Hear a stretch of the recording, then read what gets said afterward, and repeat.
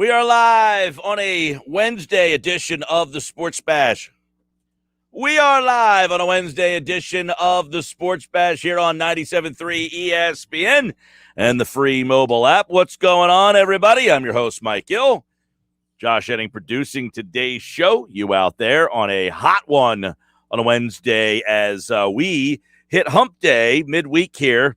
Eagles and Jets on Friday night. You can hear the game right here on 97.3 ESPN. We will dive into some Eagles stuff. Nick Sirianni still sticking to that competition.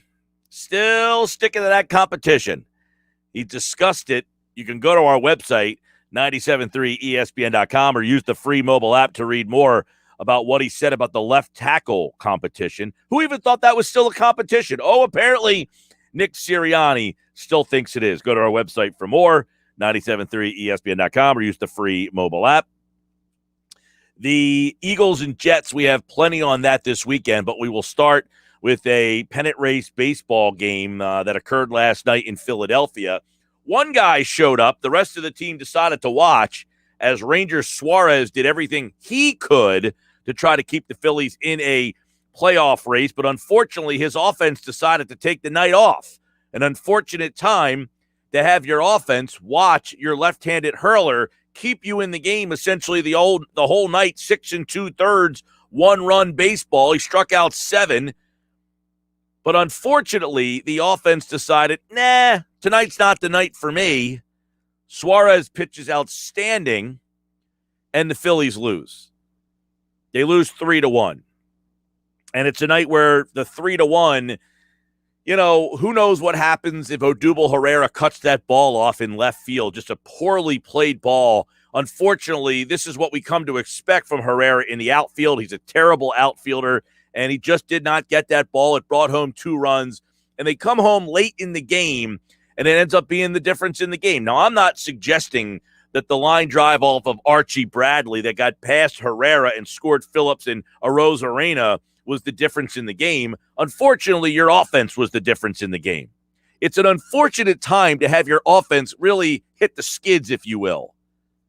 They did not have Hoskins in the lineup last night. He ended the game as a pinch hitter, but they had some opportunities. Gregorius had a pair of hits. Brad Miller had an RBI double, but the top of the lineup could not get the job done. Bryce Harper speaking after the game, we're wasting time. We have to get going. We need the offense to pick up. He's part of it. This is an unfortunate time for Bryce Harper to kind of hit the slow portion of his season. He had been really hitting the ball well. And look, this is baseball. The ups and downs of a long baseball season sometimes get the better of even the best.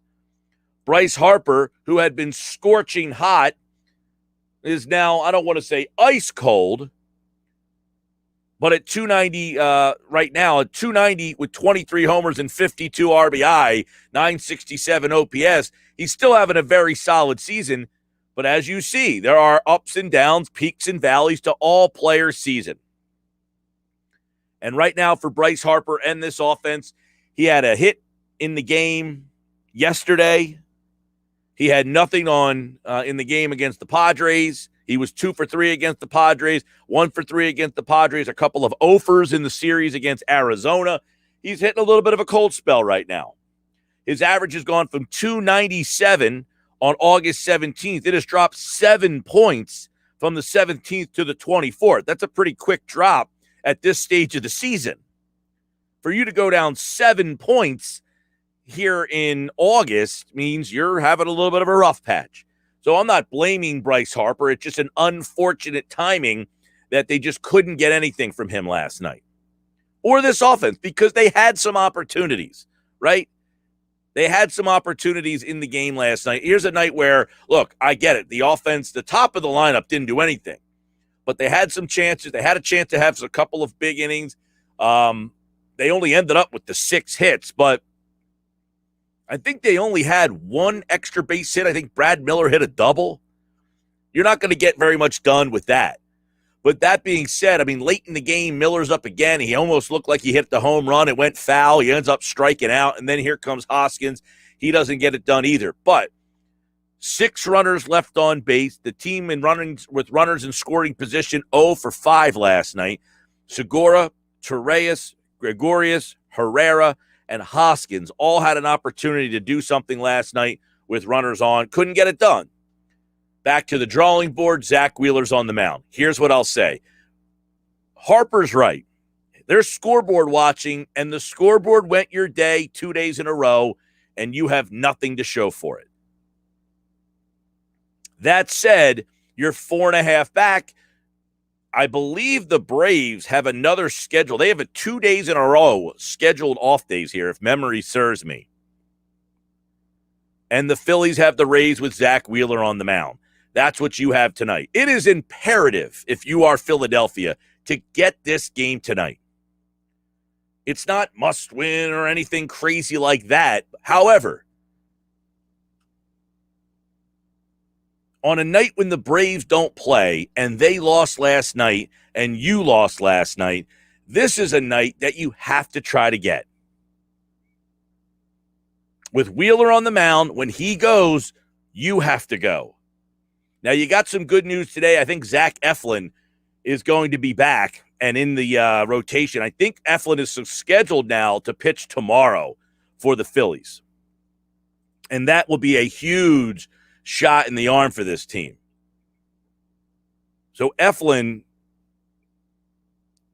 who will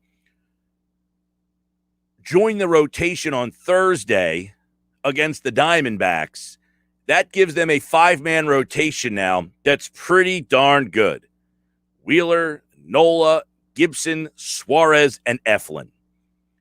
You can make an argument, my friends, that the Phillies have one of the top 5 starting rotations in baseball.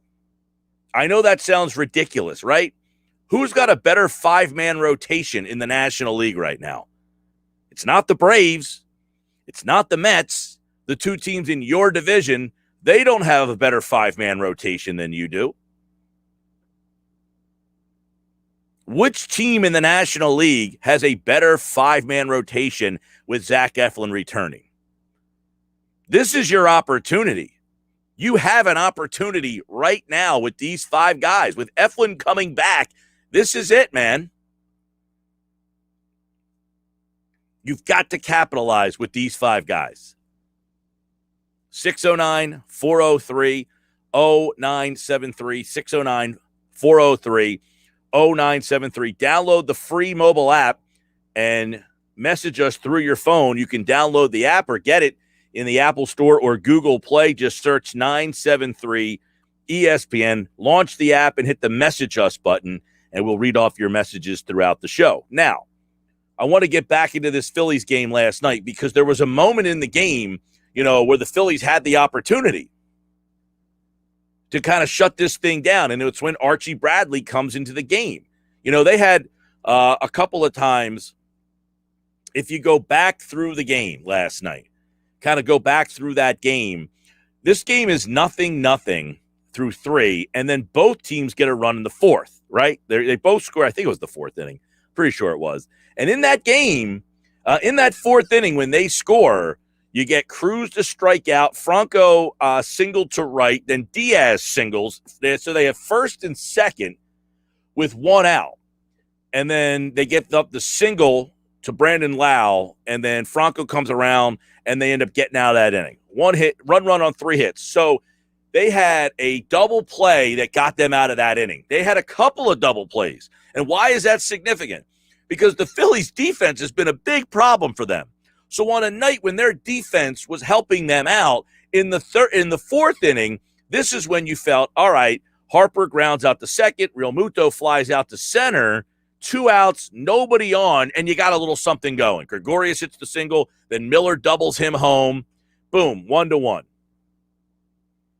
Back and forth the 2 teams go until we get to the 8th.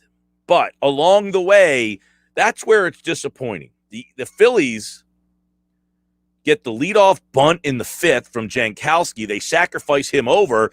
And then the 5th inning, I thought, was a big spot in the game because Herrera just rips one out to right field, and they right at the guy, just bang, right at him. And I'm like, oh, man, that's your shot right there. When you have the leadoff man get on, the pitcher bunts him over, and then the leadoff man hits one on the screws, and you can't get anything done. But then the Phillies get out of some trouble in the sixth. They get themselves up in the sixth inning in the bottom half, and they can't get anything going. And at that point, when you had Harper Realmuto, and Harper hits one right on the screws to right field, it's just not his night. Realmuto goes back to the pitcher, and I think Didi hit a single, and then Miller struck out. But Phillies bullpen comes in. They start to do their job. Neris replaces Suarez in the seventh. He gets Zunino to strike out. And then in the seventh inning, they go to their pen. Conley comes into the game. And that's just where their bullpen absolutely just shut you down. In the eighth, Bradley comes into the game. And he gives up a leadoff single. Phillips steals second. Arozarena gets hit. And now you know you're in some trouble. And then that's when Cruz hits the double, in which it's called a double, but really Herrera just could not. He has to get in front of that ball. He has to make sure that ball doesn't get to the wall. Just a terrible effort on the play, and it gives up 2 runs. And there's your game, 3-1. Because in the bottom of the eighth, your top of the order comes up in the eighth, and he strikes out the size. Kittenridge comes in and strikes out the size.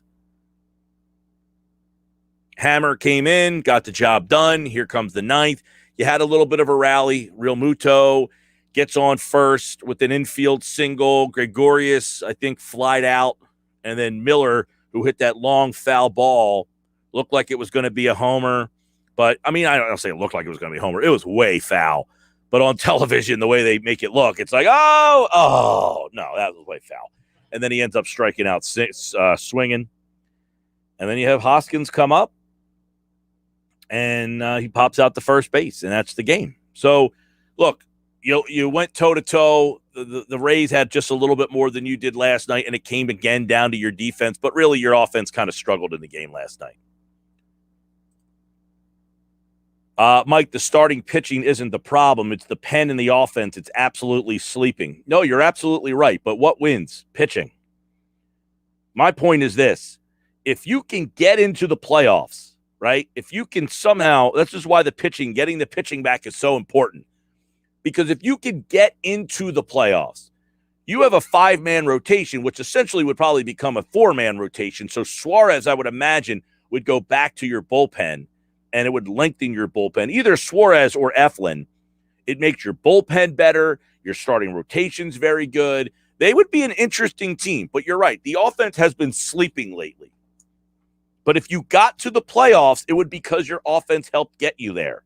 And once you get in, your pitching is good enough to get you somewhere else. And that's why I bring up the starting pitching. Because in the end, pitching wins. What were they just talking about? Chris Carlin in for Hahn. And he talked about the Yankees. You know, how great their offense has been in this 11-game winning streak. They've got a great offense going right now that has helped their winning streak. But what? Their pitching has been very good, but their pitching hasn't been very good all season long, and their bullpen's a little bit shaky. But they have an offense right now with these trades. They got Rizzo, they've got Gallo, they added to it that has helped them win 10 games. But where will that be come playoff time? So I think the Phillies are kind of a opposite of where the Yankees are. The Yankees have this great offense that's carrying them through this 11-game win streak. But the Phillies have this pitching staff that right now could be one of the best in baseball.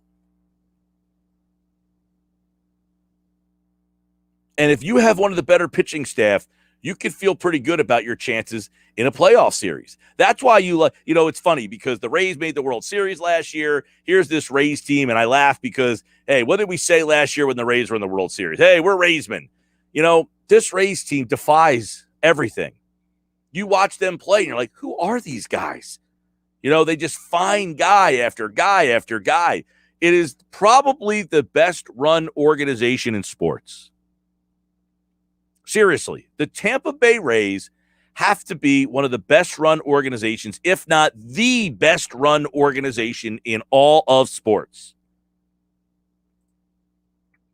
It is unbelievable what they do with what they spend. Look at the payrolls. Seriously, go look at the payrolls of Major League Baseball teams. The Dodgers are number one. They are spending $267 million. The Yankees are number two. They are spending $203 million on their roster. The Phillies, by the way, are number five. They are spending $183 million on this mediocre roster. And let's scroll all the way down to 26th in the league, where the Tampa Bay Rays reside and are spending $70 million on that roster. $70 million. And they have one of the best records in all of baseball. Now compare them to the other teams that are hanging out with them in the 25 to 30 range. Miami, Pittsburgh, Baltimore, and Cleveland. Arizona, Detroit, Kansas City. They're all hanging out with the Rays, and yet the Rays have found the formula that the teams at the top simply can't figure out how to do. While the Dodgers and Yankees and Mets, Astros, Phillies, Red Sox are trying to outspend you, the Rays continue to outsmart you. I, for one, will take the Rays model. You can have the Yankees model. I get it. The Yankees have the history. They can spend whatever they want, and they're always going to be in the mix. But the way the Rays are ran right now is simply running circles around everybody in baseball. And it's not close. I just read for you the Dodgers right now, second place, first in payroll, second place in the National League West. Yankees, second place, second in payroll, second in the American League East.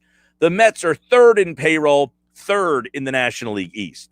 The Astros, they're in first place. The Phillies, they're in second place. The Red Sox, they're in third place. The Angels, God knows where they even are at this point. The Padres, they're in third place. That's your top 8 spenders in baseball right now. Of those top 8, only one of them is firmly in first place, the Astros. And then go to the bottom of the thing, Cleveland, second place, Baltimore, dead last, Pittsburgh, dead last, Miami, dead last, Tampa Bay, second best team in baseball. It's unbelievable. It really is. The Tampa Bay Rays, what they do at 78 wins, it is currently the second most or third most in all of baseball behind the Giants and Dodgers. And by the way, give the Giants a little bit of credit because they're on this list. They're 10th in payroll. They're the number one team in all of baseball. 609-403-0973. Text board, more messages coming in. Mike, I agree with you 100%, but the offense is just too inconsistent. The starting rotation has to pitch shutout ball every single night. Yeah, that's been their problem. Well, here's the problem, okay? The offense has been inconsistent, but the nights that the offense performs, they have a defensive lapse. When the defense performs, their bullpen blows a save. They just have so many inconsistencies. You cannot win in this league with the defense that they play. You can't. These are major leaguers. You can't boot ground balls, 16 of them at third base. Are you kidding me? You can't play that ball in left field like Odubel Herrera did last night. That's a joke. You cannot expect to be a playoff team with the way this team plays defense. The only reason they have a shot is because Suarez, Eflin, Nola, Wheeler, and Gibson. Those 5 guys should give you a chance to win every 5th day or all 5 days that they pitch. And you have to hope that 2 out of 3 of them, that the inconsistencies that have you mired in mediocrity don't pop their ugly head out there. You're going to get it one of those days. One of those guys is going to be the guy that has Odubel Herrera's bonehead mistake cost the team. One of those guys is going to be the recipient of just a ice cold offensive day. But if everybody can give it their all, 2 out of 3, what did Meatloaf say? That ain't bad. And that's where this Phillies team is right now. It's an average team that has very good starting pitching all of a sudden. If their bullpen can keep it together, if defensively they can keep it together, they have an opportunity to get into the playoffs. And if they can get into the playoffs with this pitching staff, they might be a little bit of an issue.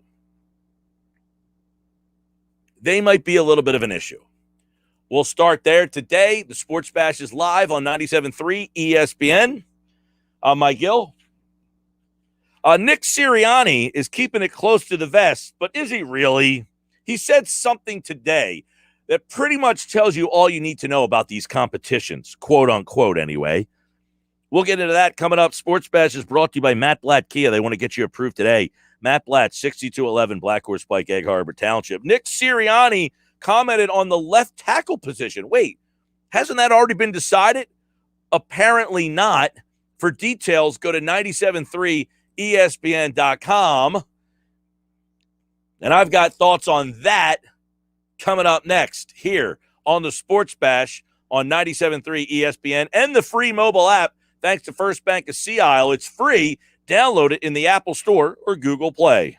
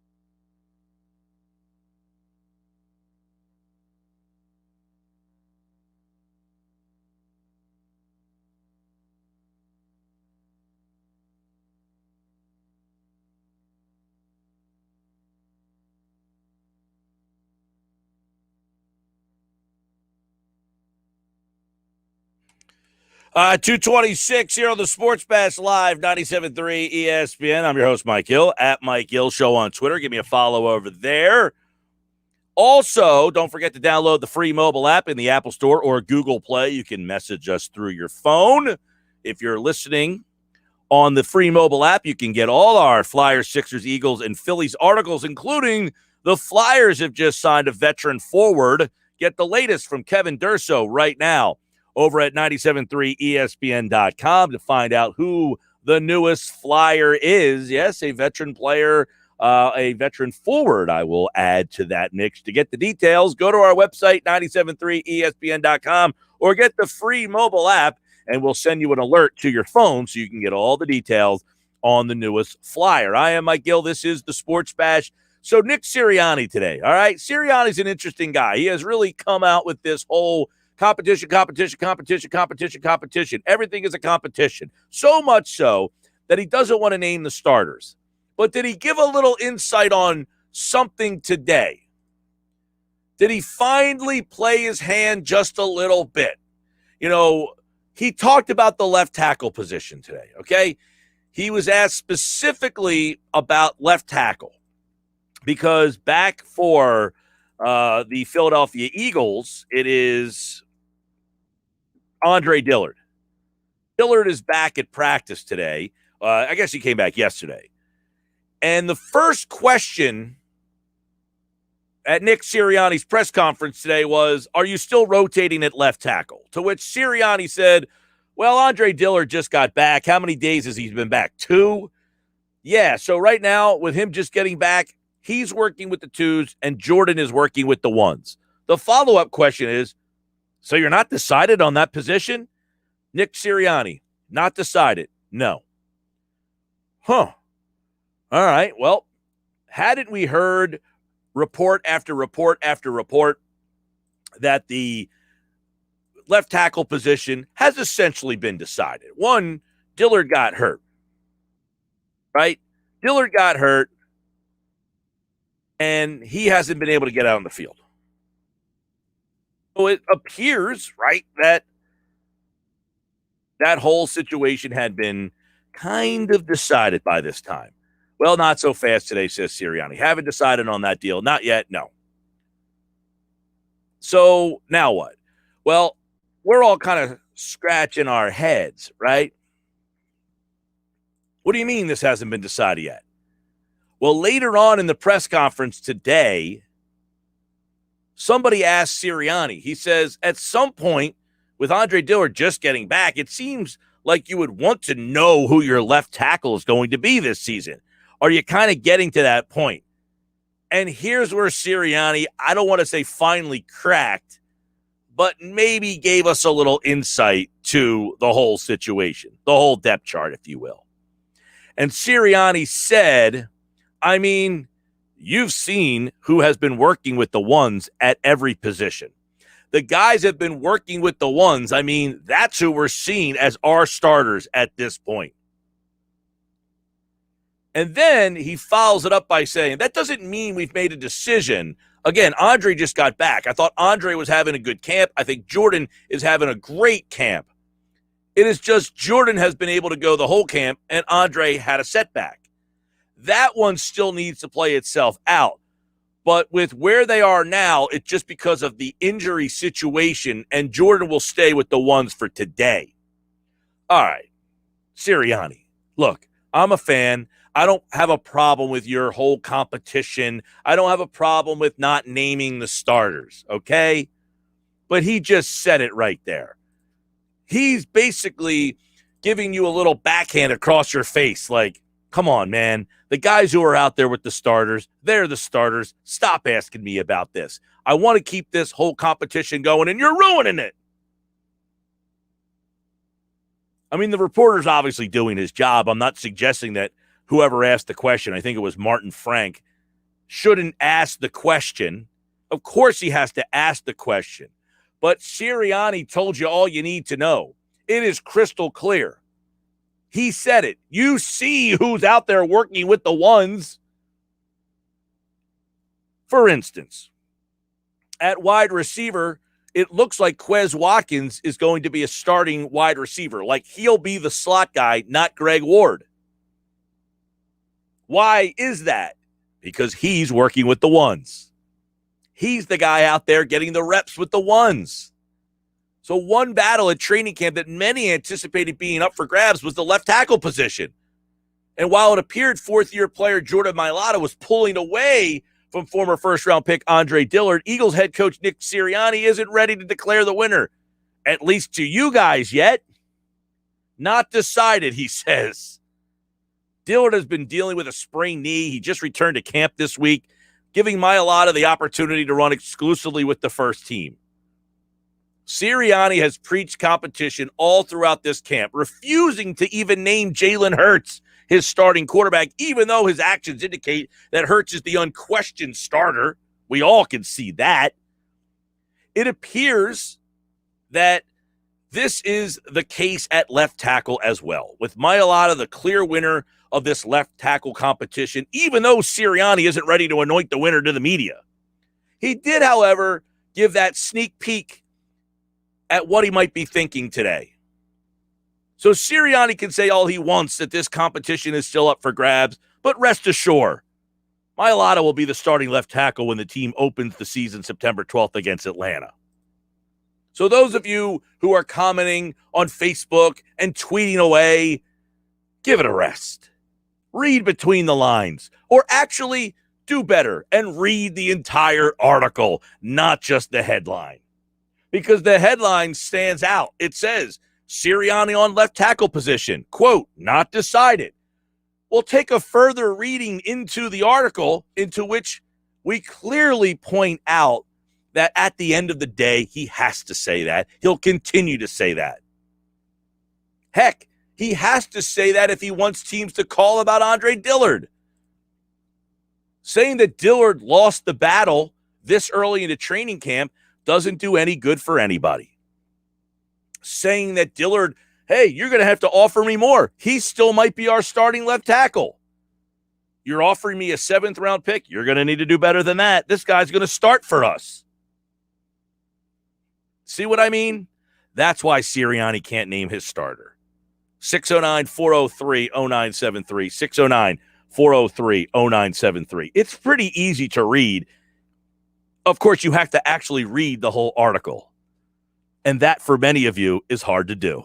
I'm Mike Gill. This is the Sports Bash Live on 97.3 ESPN. It's brought to you by Dell.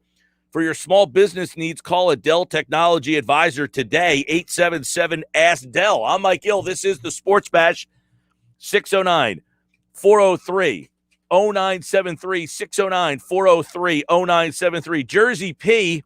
So Dillard's better than Matt Pryor. I think you spell his last name wrong. No, you spelled his last name wrong. Yeah. Oh, I see what you're saying. Dillard is better than Matt Pryor. Yes. The guy was a first-round pick. Pryor stinks. Dillard's good. You guys just think he stinks because you saw him play right tackle one night in some random game. He was going to be the starting left tackle last year. And guess what? He was going to be pretty good. He got hurt. And if Mailata wasn't a prodigy, he'd be the starting left tackle on this team and be pretty good. He's going to go to some team and be pretty damn good. And that's why, as yesterday on our show, Rob Motti said, I'm not just giving Andre Dillard away. This guy's a first-round pick left tackle. You don't just give him away, because what if Mailata gets hurt?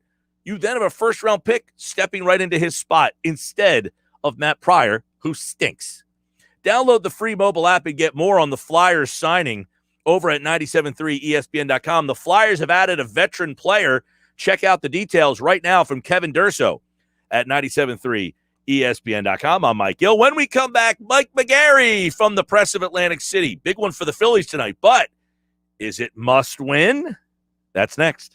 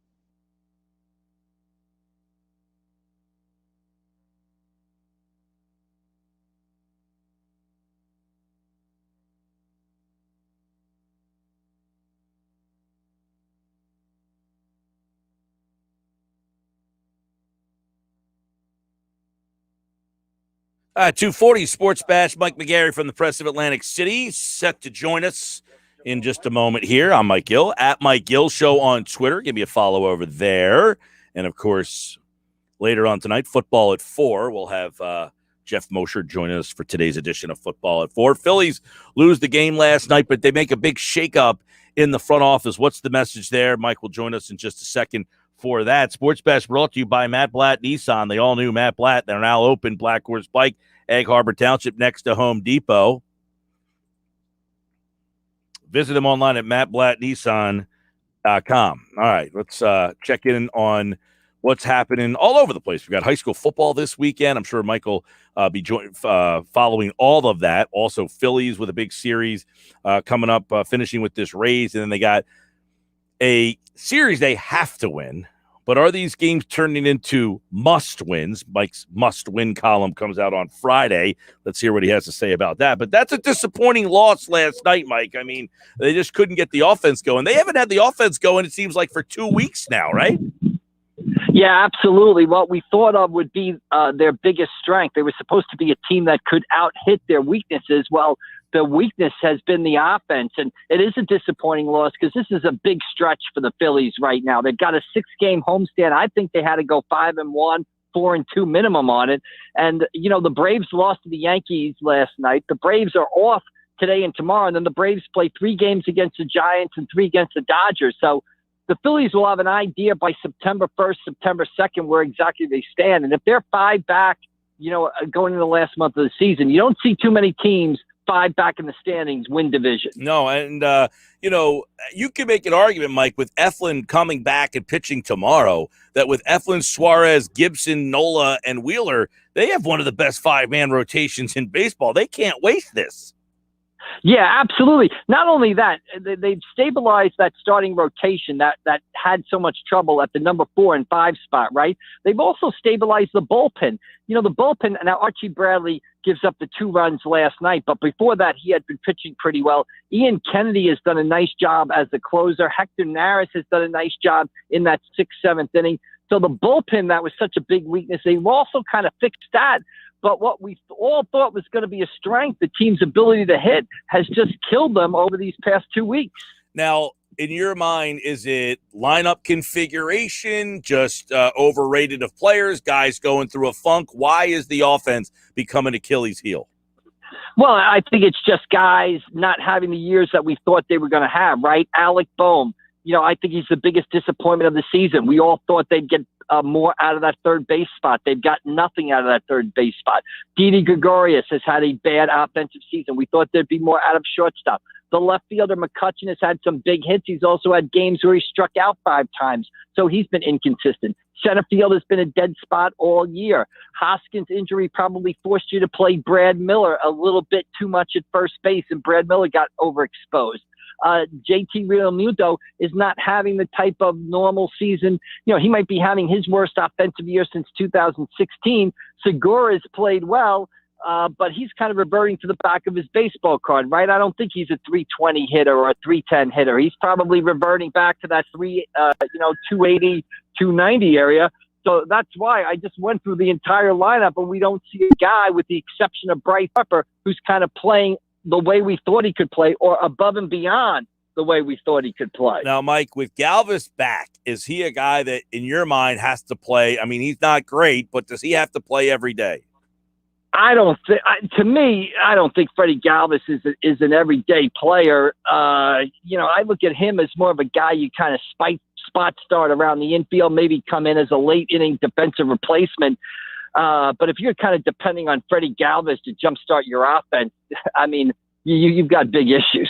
Yeah, probably. I mean, he has played every day in Baltimore and San Diego. I mean, and in Philadelphia. But I guess defensively and offensively, he's been better than Didi. Would you play him at shortstop and use Didi in more of a reserve role? You know, I would try to ride the hot hand there. I think Didi, with his power, is still probably a more effective hitter than Freddie Galvis, although Didi has not had a good season. He's been banged up by injuries. But, you know, again, if you're a contender and you're looking for Freddie Galvis to sort of put you over the top, you've got bigger issues. I'd probably look to say, hey, can you get Hoskins in the lineup on a consistent basis? Can Real Muto get hot? Can maybe Adubel Herrera, we've seen him get on these hot streaks where he's been hot for 2-3 weeks. Can he get on one of those again? I don't know if Galvis is going to give you much more than Didi is at this point. All right, Mike McGarry from the Press of Atlantic City. That's on the field. Off the field yesterday, when fans read this press release or, announcing of a series of front office changes, is this big news or just kind of behind the scenes fodder? Well, I think it's big news, and the bigger news will come when we find out who they actually hire to be in charge of player development. But I just think what do they say? The first step to solving the problem is admitting you have one. It's admitting you have the problem, which the previous regime wasn't always willing to do.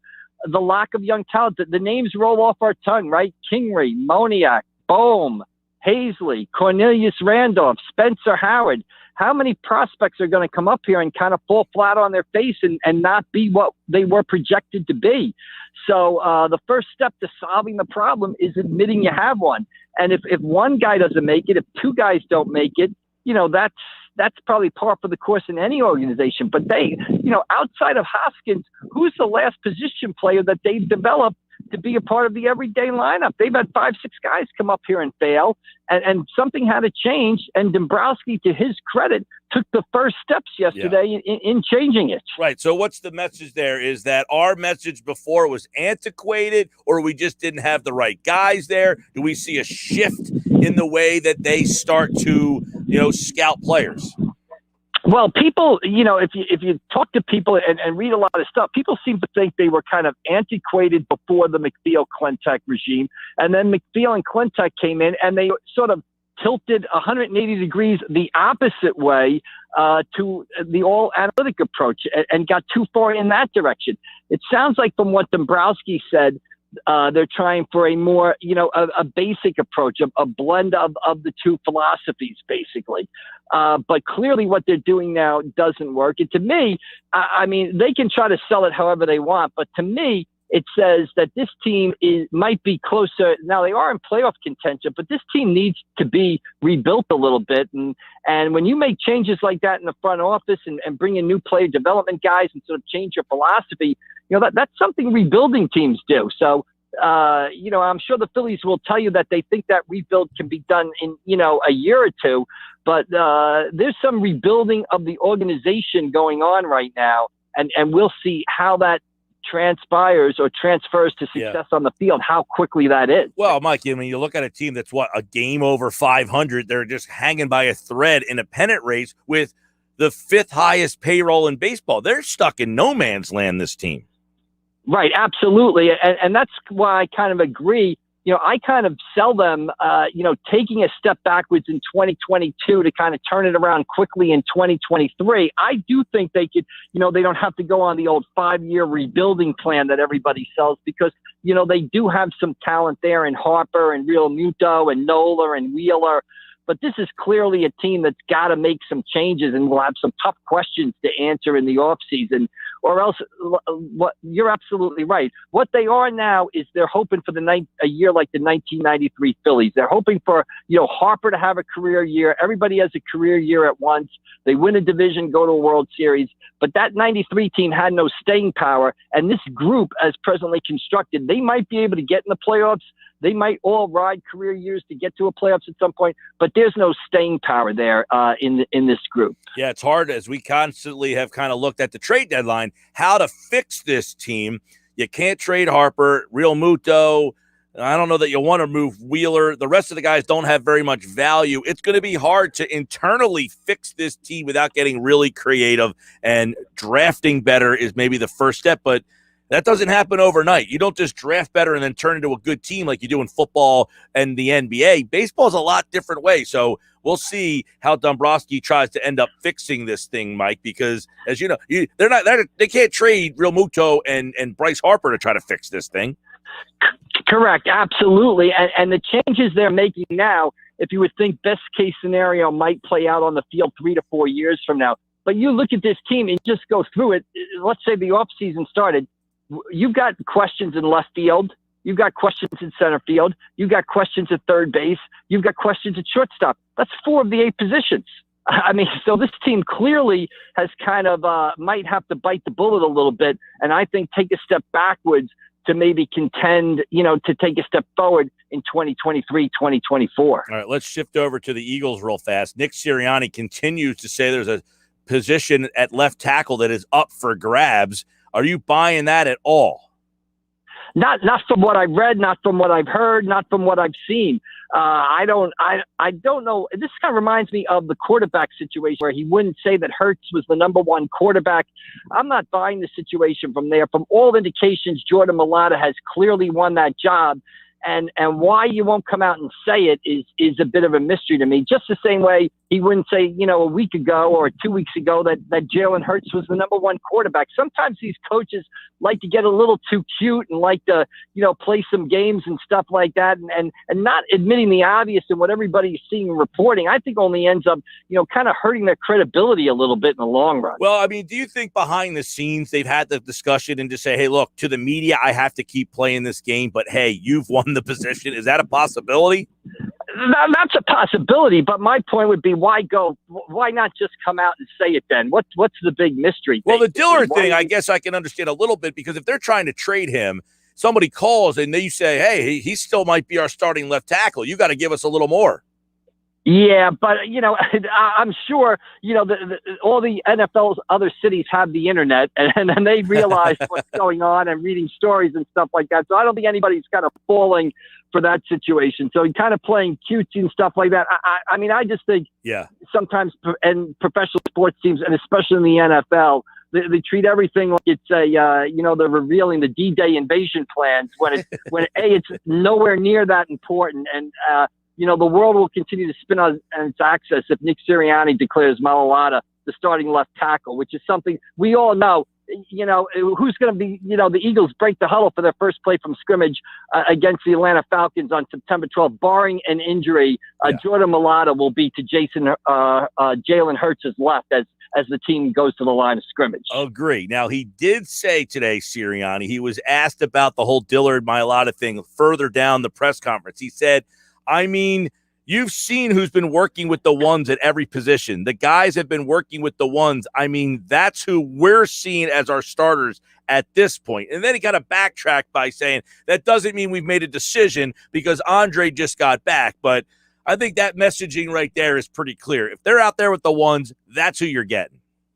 Right, and that's what we're all seeing, and it's the same way with Jalen Hurts at quarterback. So I don't think it can be a harm to any the team or anything if you come out there and say, you can come out there and say, right now, as of today, Jordan Mailata is our number 1 left tackle. Now, if Dillard comes back and all of a sudden starts playing like Jason Peters in his prime, you can say, okay, the past 10 days, Dillard has done this, and now the job is even, or we like Dillard. But I don't think there's any harm in saying right now, as of today, heading into the final preseason game of the year, Mailata's the guy, and he's projected to be that guy.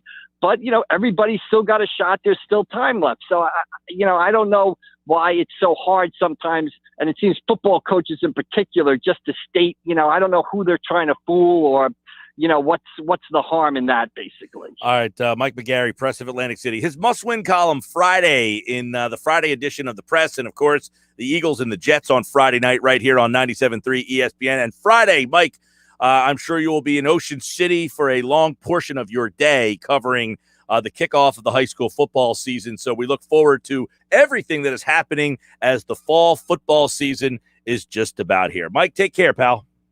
All right, we'll see you down the road, Mike. Thank you. At AC Press McGarry, give him a follow. And, of course, he joins us here on the Sports Bash Mondays, Wednesdays, and Fridays here on 97.3 ESPN and the free mobile app. If you have the phone, you can download the app through the Apple Store or Google Play.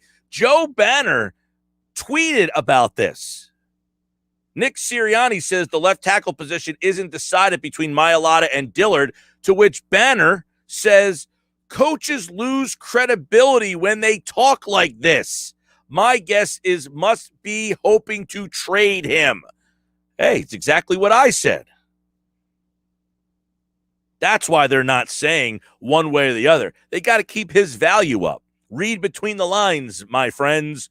Read between the lines. When we come back, my guy Jason Fitz will join us. He has a great T-shirt on today, I promise.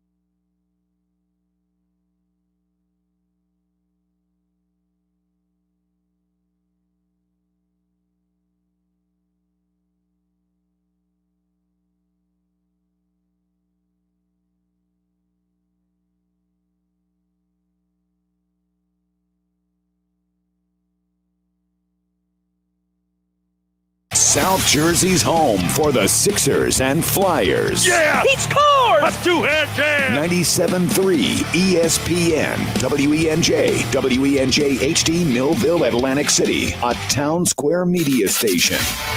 This is the Sports Bash with Mike Gill on 97.3 ESPN. Now, live inside the Matt Black Kia Studios, here's Mike Gill.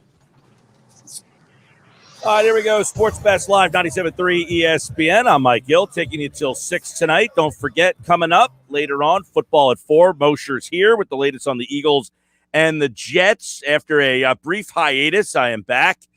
After a brief hiatus, I promised a solid T-shirt today from one Jason Fitz. He delivered. He's wearing the same outfit that I saw him wear this morning, so he has not changed all day, and he joins me right now here on a Sports Bash Wednesday. What's going on, Jay Fitz? Yeah, I'd lie to you, but honestly, I've been on campus since 5 in the morning. I was driving home. I thought I could get home. There was a wreck on the highway. I pulled over so we could talk, and I got to go back to work. I'm going to be there till like 11 o'clock tonight, but we get to talk about football all day, so it makes me happy. Yeah, are you Spain and Fitz tonight?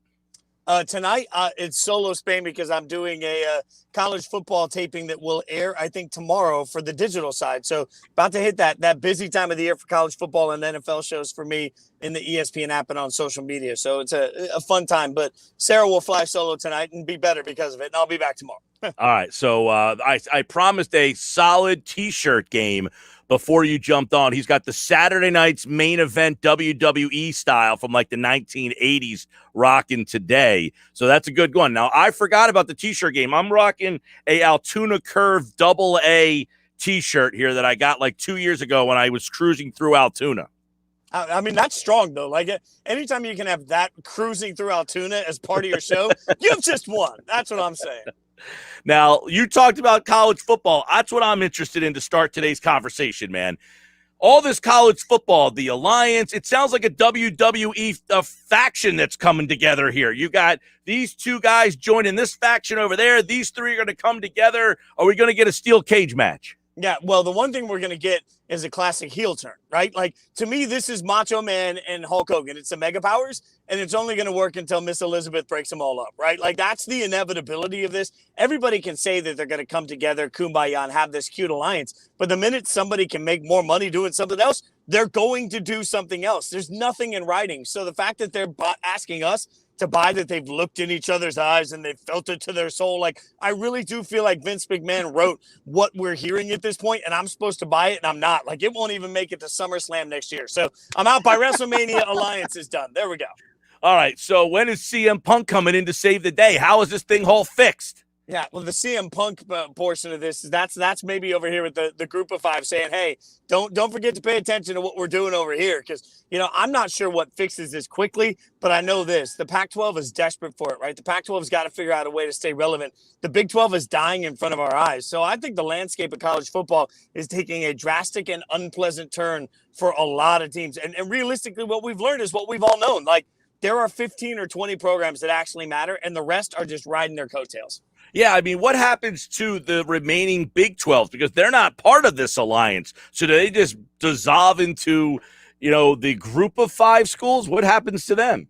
I think they try and cherry pick the best of the group of 5 and then sell us that makes them a Power 5, and it doesn't, because Cincinnati, Memphis, Houston doth not equal Oklahoma, Texas, right? No. So, unless this was their lost opportunity. If they could have merged with the Pac-12, they stay interesting enough with enough prominent brands. But I think what happened here is the rest of the Pac-12 looked around and said, wait a minute, we need to do something to protect ourselves, because if they lose Oregon, USC, UCLA, like, they're done, right? So you have to look at those brands and say Pac-12 needs to protect those. So every conference left over there seems like it's 3 or 4 schools deep. They lose 2 of those 3.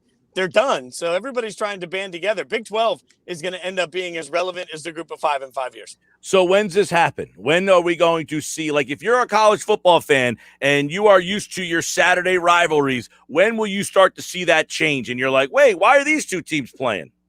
2 years. It'll be 2 years before we start to see all of that come around. Now, I do think that the alliance asking us to buy that they're going to schedule together is really cute. But at the end of the day, Oregon needs to get a great matchup against Georgia or Auburn or one of these SEC schools to start the season. It's good. It's good business for them. Clemson, Georgia is our big week one matchup everybody can't wait for. That's good business. And while I'll buy that Ohio State Clemson is also a great matchup, you can't do all of these matchups without the SEC at some point. They know that. They know the money at stake. So I still think that we're going to get these scheduling moments that people seem to think we're going to just let go of. I'm not buying it. That's wild. This whole college football thing. It's sad, though. We saw this happen, about 10 years ago, and even a little bit before that when Miami, Virginia Tech, they broke away from the Big East, which essentially started the dissolve of the Big East. And then you saw some ACC teams go to the Big Ten, some teams go from the Big 12 to the Big Ten. It has really made me kind of sad about the whole college football landscape. So is this Jay Fitz going to make it better? No, I don't think it is, honestly. Like, I'll go back to what you just mentioned. Like, I went to high school in Maryland, and I remember going to those Maryland-Duke games when Maryland was number 1 and Duke was number 2, and Joe Smith was everything at College Park, right? And there was such a great rivalry for Maryland basketball, and you just don't recreate those things. You're coming into conferences where rivalries already exist, and you're the outsider. I mean, do you really feel like Texas A&M has found rivalries that match what they had before? I don't think so. So what we're going to get is maybe more power in the conferences, but we're not going to get matchups that have the same pull to your heartstrings. And realistically, we're not going to get the week in and week out sort of opportunities to at least make things like Nebraska feel relevant even when they're not. Like, Michigan State stinks, but Michigan State is still a matchup that has power. If they split up for some reason, it no longer means anything to anybody. And I think that's the inevitability in the next 5 years. Yeah, we got some good Macho Man, Hulk Hogan, CM Punk references in this conversation. Let's see what we can do with this. All right, let's go to the NFL.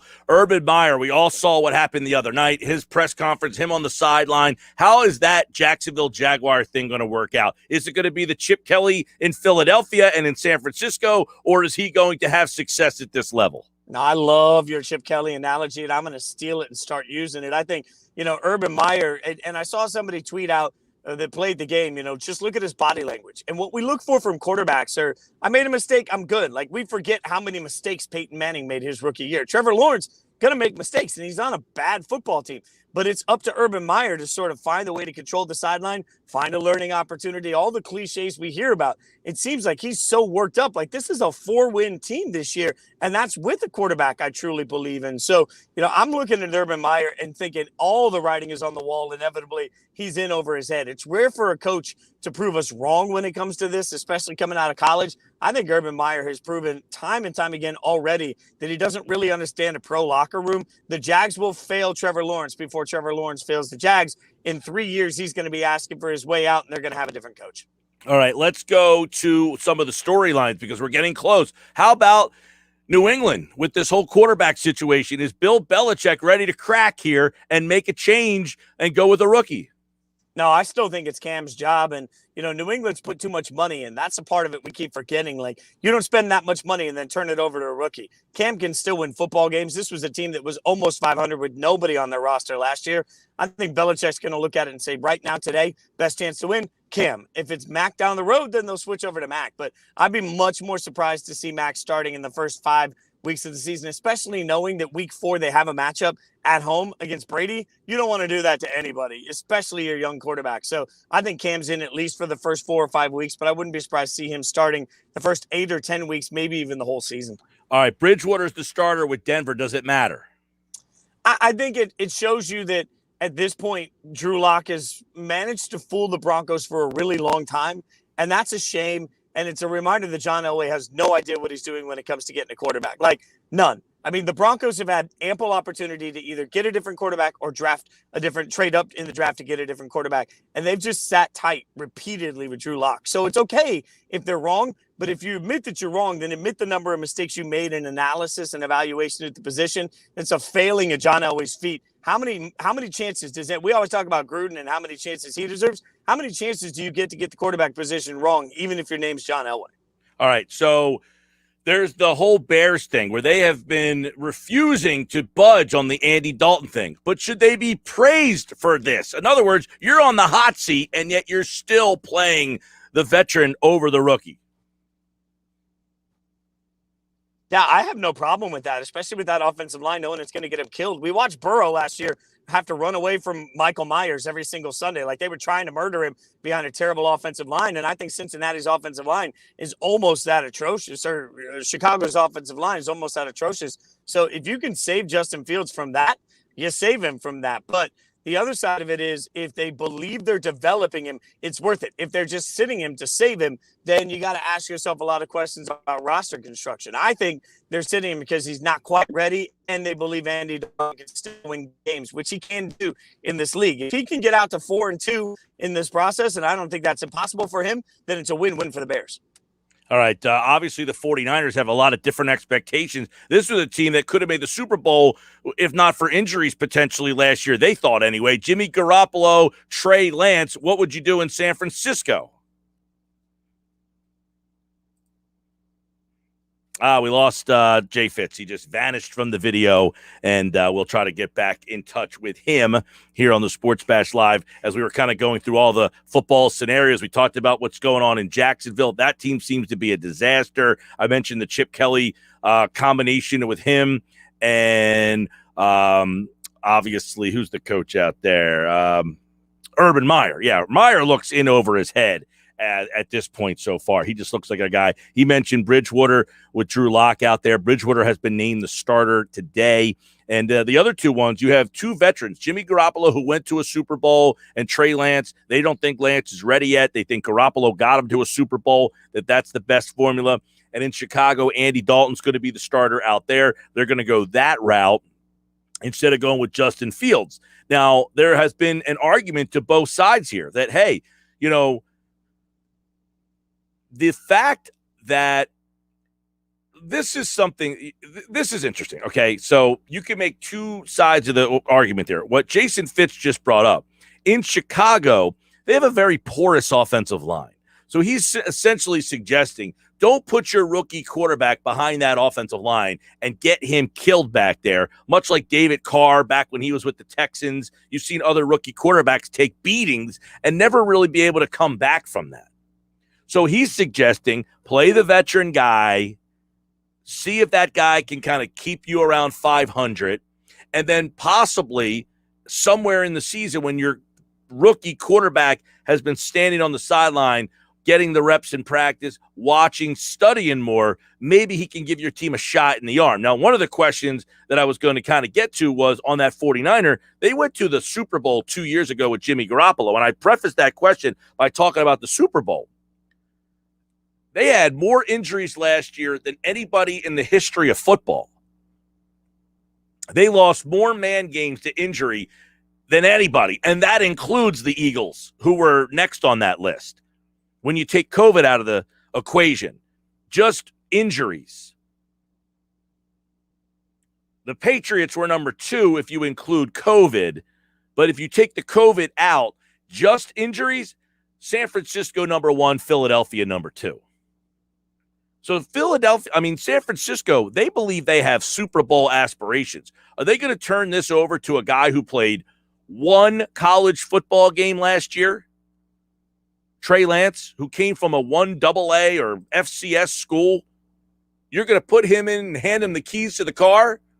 Most likely not. The Chicago situation's a little different because you've got Fields coming from a major program. The Chicago Bears don't have a quarterback who has taken a team to the Super Bowl like Jimmy Garoppolo has. Andy Dalton is more on the back nine than he is. Garoppolo's still somewhat a younger guy, right? Jimmy Garoppolo's not. Andy Dalton has been in this league. Andy Dalton has proven who he is. Andy Dalton, the arrow is firmly pointing down. And that's not to say that Jimmy Garoppolo, Andy Dalton's 33 years old. Jimmy Garoppolo, on the other hand, he's a guy that has a lot of football left in him. Now, you might not be all that excited about what that football is, but Garoppolo, he's not even 30 years old yet. I think he's 29 years old. So the Bears and the Niners are in two different situations the way that I see it. 609-403. 0973 is the text board, 609-403-0973. Download the free mobile app, and you can message us through the app in the Apple Store, Google Play. Download that to your phone and send your message in that way as well. There's so many different NFL storylines. Now, the preseason power rankings. I like to read these preseason power rankings. They give me a little bit of a hoot, right? Kansas City, number 1. Tampa Bay, number 2. Well, how is that even possible? Tampa Bay brought back the same team, and they beat you in the Super Bowl. Are you suggesting that Kansas City has now overtaken the Buccaneers? That remains to be seen. The number 3 team in football, ESPN.com's NFL preseason power rankings, plus players on the hot seat. I like that. They've got the Buffalo Bills, number 3. If I was to say to you, the Buffalo Bills are the 3rd best team in football right now, are you going with that? Is that your pick for the 3rd best team in football? Green Bay, number 4.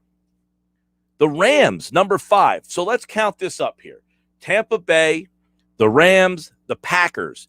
That's 3 NFC teams in the top 5. Not good if you're an NFC East team, by the way, trying to think about a wild card. Number 6, Baltimore. Number 7, Cleveland. Number 8, an NFC team, Seattle. So that's 4 of 8 that are in the NFC, followed by Tennessee and then San Francisco. So San Francisco comes in at number 10. Their person on the hot seat, of course, is Jimmy Garoppolo. So that's 5 teams in the NFC in the top 10. So 5 AFC, 5 NFC. Number 11, Pittsburgh. Number 12, Dallas. So that's the 6th team. Arizona is number 13. That's the 7th team. Indianapolis, Los Angeles Chargers, Miami Dolphins, New England Patriots. The Minnesota Vikings are number 18, and that's your 8th team right there in the NFC. The Saints, number 19. Now, keep in mind, the Saints have been a team that has, the last couple of years with Drew Brees, have constantly been, in the playoff mix. The Washington football team, number 20. The Raiders, 21. The Bears, 22. Atlanta, 23. The Giants, 24. Carolina, 25. Denver, 26. And Philadelphia comes in at number 27. Not great. Person on the hot seat, Jalen Hurts. But to be 27, most people out there essentially looking at this Eagles season as a lost one. Do you agree? 609-403-0973, 609-403-0973. It's the Sports Bash Live on 97.3 ESPN and the free mobile app. And when we come back, interesting story here, okay?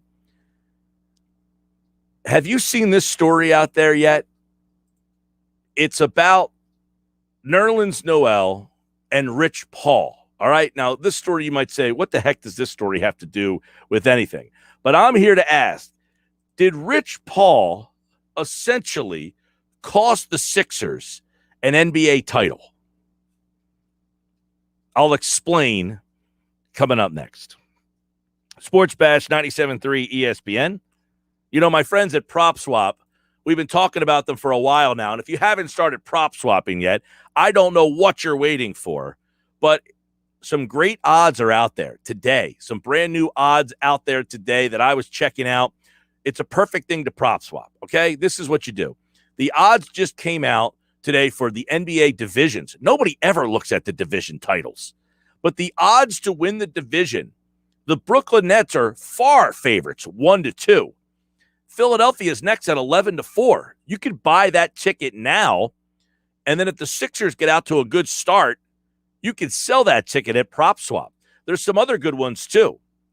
The Lakers are 11-10 to win the Pacific. What about getting on Golden State or even the Clippers right now at 12-1?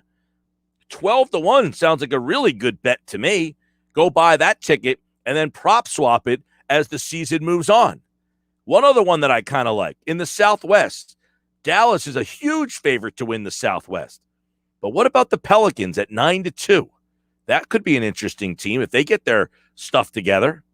That's how you prop swap. You find these long shots and then sell those tickets at propswap.com. Download the Prop Swap app today. I'm Mike Gill. This is the Sports Bash on 97.3 ESPN. Don't forget, download the free mobile app. You can get it in the Apple Store or Google Play and message us right through the free mobile app.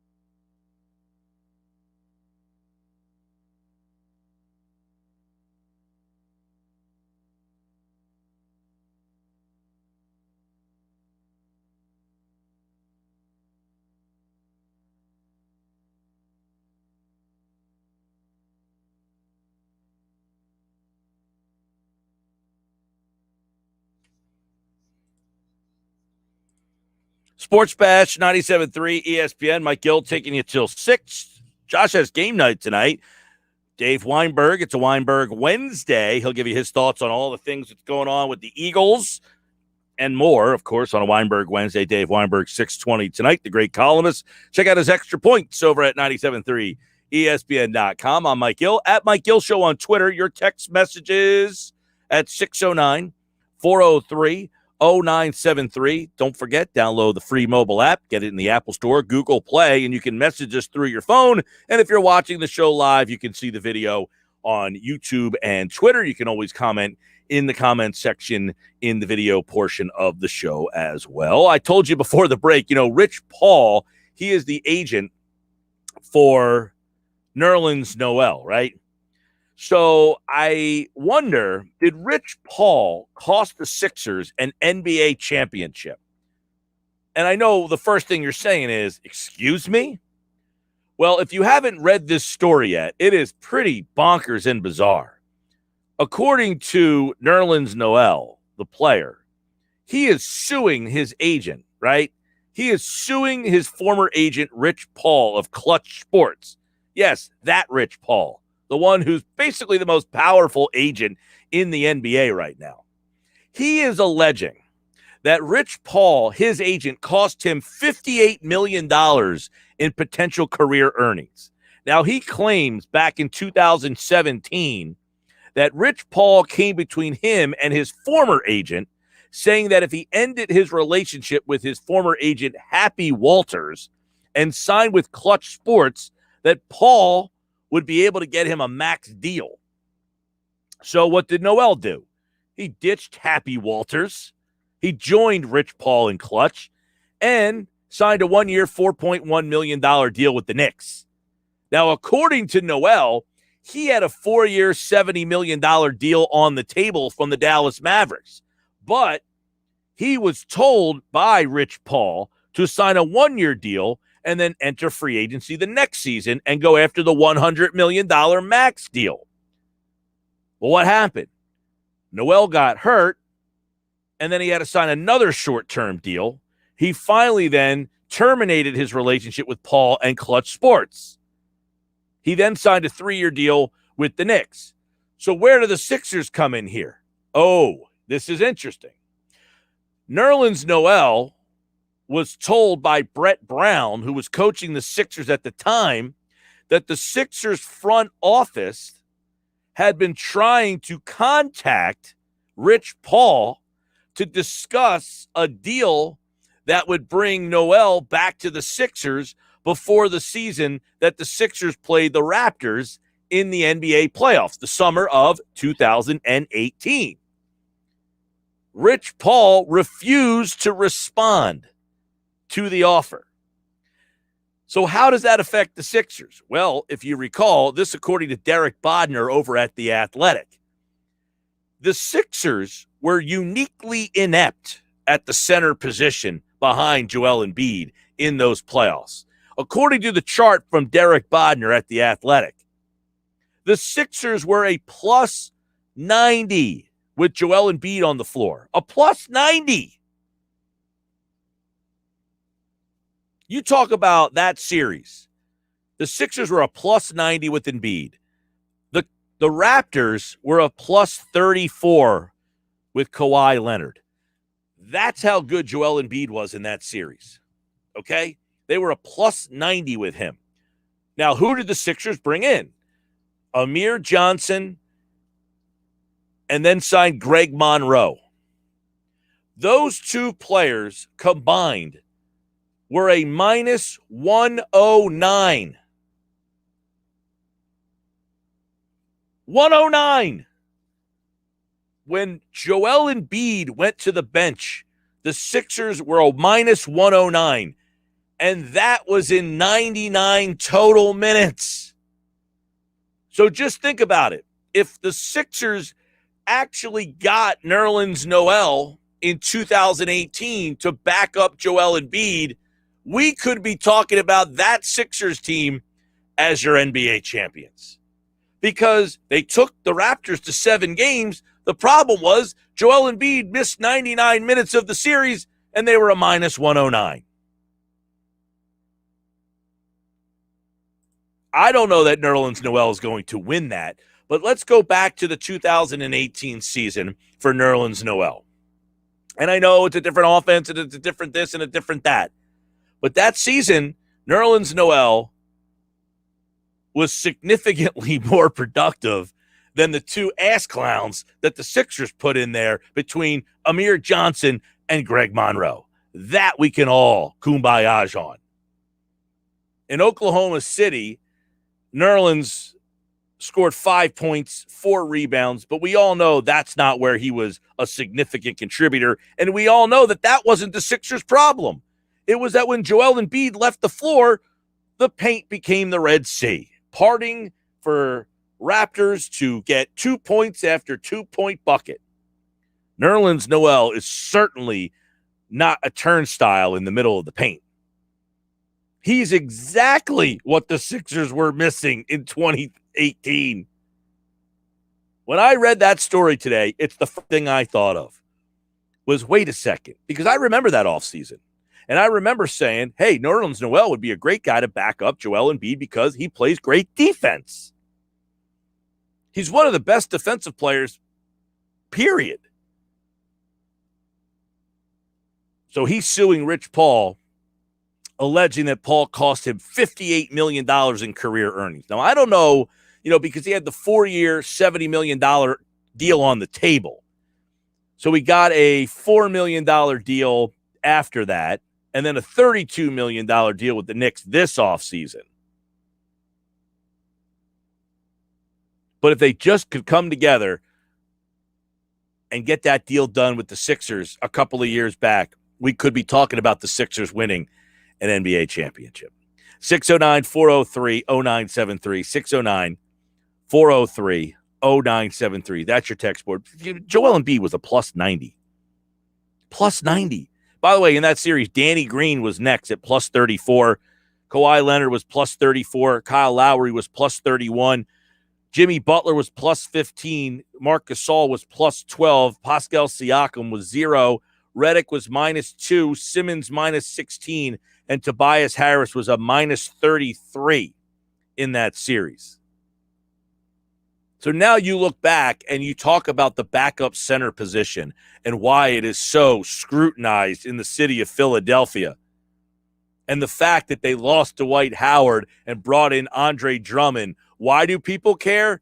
That's exactly the reason why right there. Jeez, God. They were a minus 109 in that series. How's it possible? Minus 109. Got to do better than that. We've got to do better than that. All right, Sports Bash Live 97.3 ESPN, the free mobile app. Download the app wherever you get your apps in the Apple Store or Google Play, and message the Sports Bash through your phone. We are taking you till 6. We will be back at 4 with Jeff Mosher. Football at 4. Scott Lauber live from the ballpark at 4:40. Why did the Phillies pick now to shake up their front office? We've got the details, plus Jeff Kerr tonight on all the NFL news and notes and happenings. Follow me on Twitter at Mike Gill. And right now at 97.3ESPN.com, the Sixers have signed a veteran forward, Kevin Durso, on how he'll fit in. Get the details right now at 97.3ESPN.com.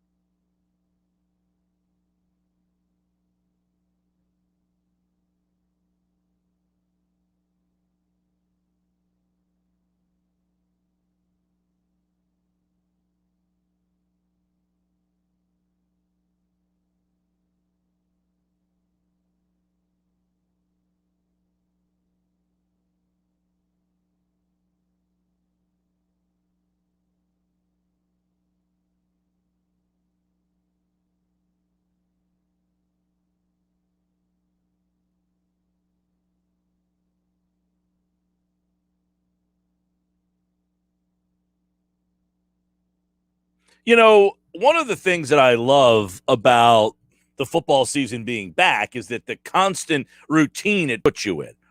I'm kind of a routine kind of guy, right?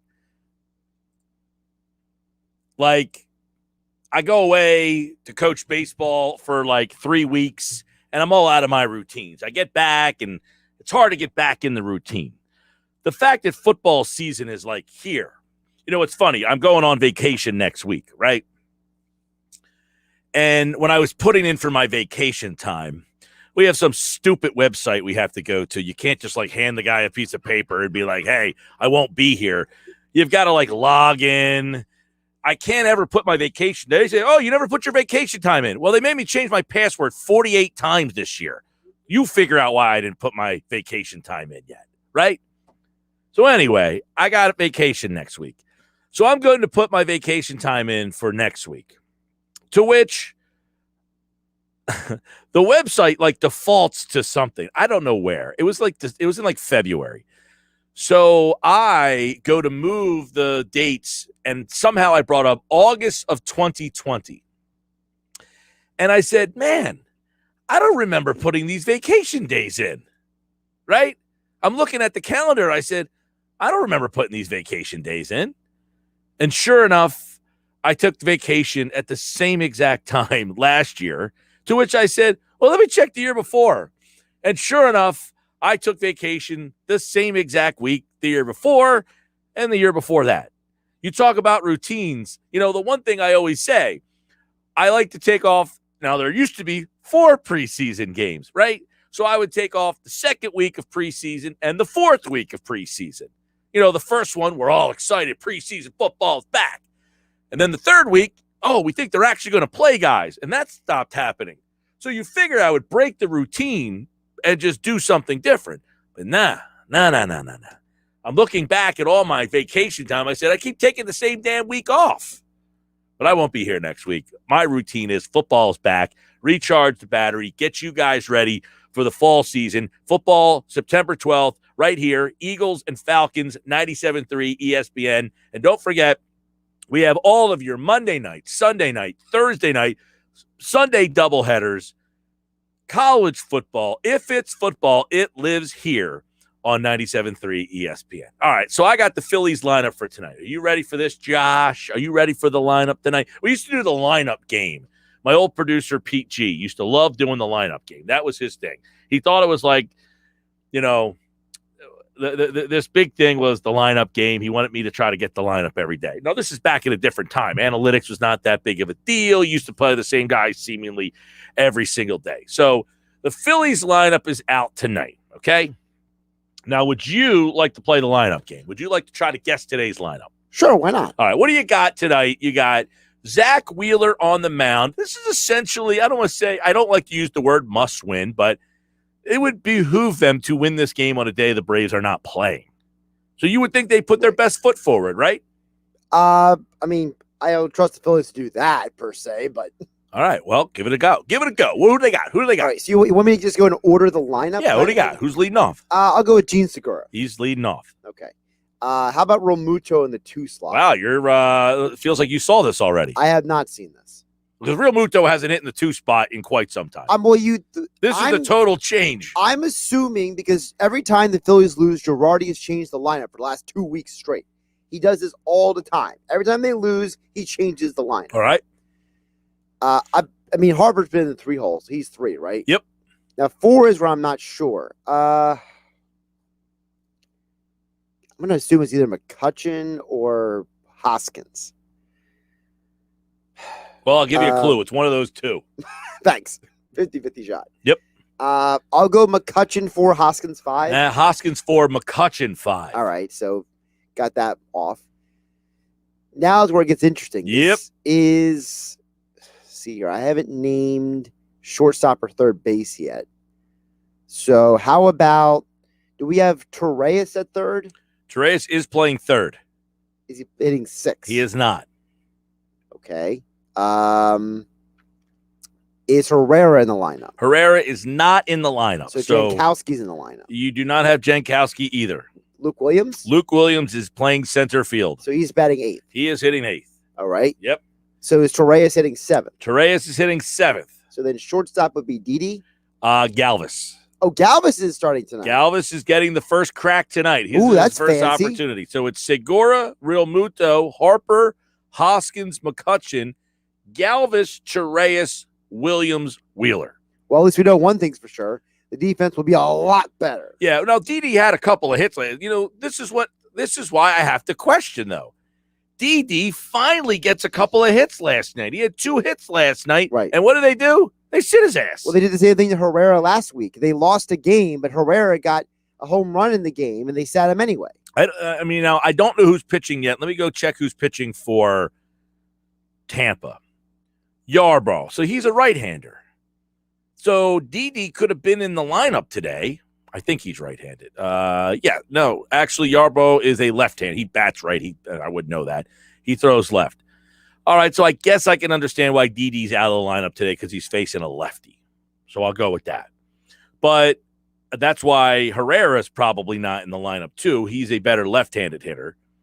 So there you go. So how many lefties are in the lineup today? Only Harper. I was going to say, I believe that means only Harper then is the only lefty in the lineup. Yeah, so that's why. So Didi gets a couple of hits last night, but they're facing a lefty. So that I understand a little bit there. So, I mean, I can promise you one thing. The defense will be better tonight. Well, I advocate, and we talked to McGarry about this earlier. I had advocated playing Galvis at shortstop essentially every single day because Didi hurts you so bad defensively, and the two of them offensively, I think Didi has 10 homers and Galvis has 9. Now, keep in mind, Galvis has missed a month. Now, Right. Didi missed a month earlier in the year, but Galvis is hitting about 245. Didi was like 220. Galvis has been a more productive hitter, and he's certainly a better defensive player. And you could argue that in the last couple of starts that Wheeler has not won, it is because of the defense. Every time they lose, essentially, it's because of the defense. Now, sometimes the offense doesn't do anything like last night, but their defense hurt them too last night with that play in left field. I don't know that they win the game. They might have lost 2-1, but it's a different game at 2-1 than it is at 3-1. There's no question about it. But you're absolutely right. Torreyes has to play third base, and I like Bohm. I'm not a Bohm hater, but you could not keep playing him at third base. I'm sorry. He had to get demoted or at least benched, and they did both. And that was my thing all along, Mike. I was saying while you were gone, I said my problem with Bohm is it's not that I don't think he can play. It's that I think he's too much of a liability in the field. How about this story that just came out? This is just breaking news right now. This will affect your day. Okay. Rachel Nichols will no longer appear on ESPN, and they have canceled The Jump. Wow. Yeah. Well, first of all, just from an abstract perspective, that's a contract they probably had to either give her a buyout. She has 1 year remaining on the contract. She will be paid, but will not appear on air. Okay, so this is they are creating a new daily afternoon NBA show that will be more like NBA Live. Or NFL Live. NFL Live. Yep. Okay, well, you know what? If they're basically going to pay her to go away, I don't think she's going to complain. You know, there were some rumors circulating around about 2 weeks ago that the league was going to try to find a way, the ESPN was going to try a way to phase her out altogether. Obviously, they did find the way. And you know what? It seems like the network is more interested in going into the style of what NFL Live has become. Yeah. Because if you notice, you watch all the shows now, they all have a style that they follow, except for 2 shows. There's only 2 shows on the network don't follow that style anymore, which is First Take and Pardon the Interruption. Well, First Take's getting a total facelift as well. Max is no longer there. Max is actually going to be coming to the morning show, which I'm excited about. Yeah, I like Max. So Max will be on with Keyshawn and Jay Will.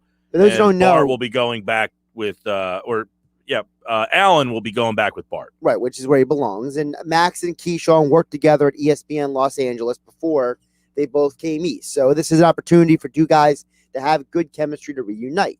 So maybe they do change First Take into that style as well. But the style I'm talking about is they have a primary anchor of a show, but the show is not really driven by the anchor. It's driven by the other people who are a part of the show. So like if you watch NFL Live or if you watch some of these other shows now, the idea is that the anchor is basically just like a point guard. Yeah. You know, Laura Rutledge on NFL Live or Greeny on Get Up or any of these shows, they function as a point guard, and the point guard is just dishing out assists to the other analysts on the show. Yeah, I said that affects you because the television in the studio is behind me. Yes. And Josh sees the television, and many times the jump is what's on television there.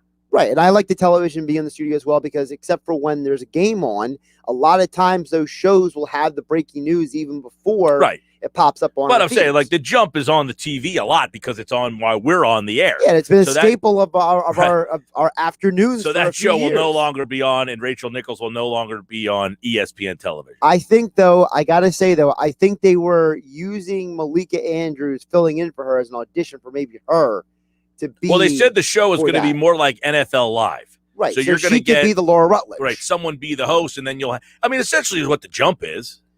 Right, but the problem there was the jump was anchor driven. So Rachel Nichols had an opening monologue. She kind of dictated the pace of the show. Whereas NFL Live, when you watch it, Laura Rutledge, she sets the show up.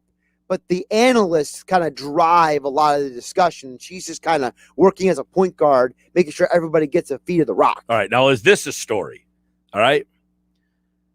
On his Instagram Live on Tuesday night, Dame Lillard responded to a fan who asked if he was leaving PDX by saying, "I'm not leaving PDX. Not right now, at least." Is that a story? Now, PDX is the airport abbreviation for Portland. Okay. That's the airport in Portland, I believe, is PDX. Okay, so they're basically asking, is he flying out of Portland? Is he leaving Portland? Is he leaving Portland? He says, "I'm not leaving PDX. Not right now, at least." Well, I mean, that could mean anything. I mean, that's as loose as anything. Would you say that's hardly reassurance, or if you're a Trailblazer fan, you feel pretty good? I think it's a nothing. That's what I think. I think that's literally a guy just answering a question. Are you surprised he answers that question? No, hey, because are you leaving PDX? I'm not leaving PDX. Not right now, at least. Yeah, I think he just, I think Lillard has been known to be very open and honest about things. I'm not surprised he answered the question. I think it's funny. I saw Kevin McCormick, I think, respond to this or tweeted something. Let me see. That's where I originally saw it. And I was laughing because I'm like, first off, I'm like, what is PDX? Like, I had to go to like PDX, like meaning, acronym. What does it stand for? Right. Like, what do the young kids use? Like PDA? Is it PDA in there? No, it's PDX. What is that? So McCormick says, "Not right now, at least," with one of these emojis where, the guy's like pondering. Yeah, McCormick and I have had a strong disagreement about this.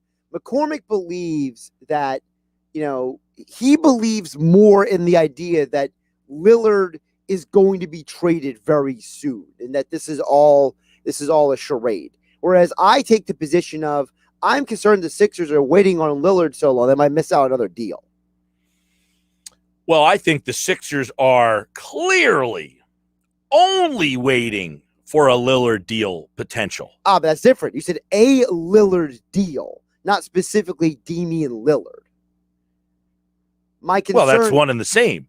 The Sixers, to me, are only interested in trading Ben Simmons if it's getting them Dame Lillard. I don't think they want to trade Ben Simmons at all. Okay, so you're taking the position of you don't think the Sixers are going to trade for anyone except for. Correct.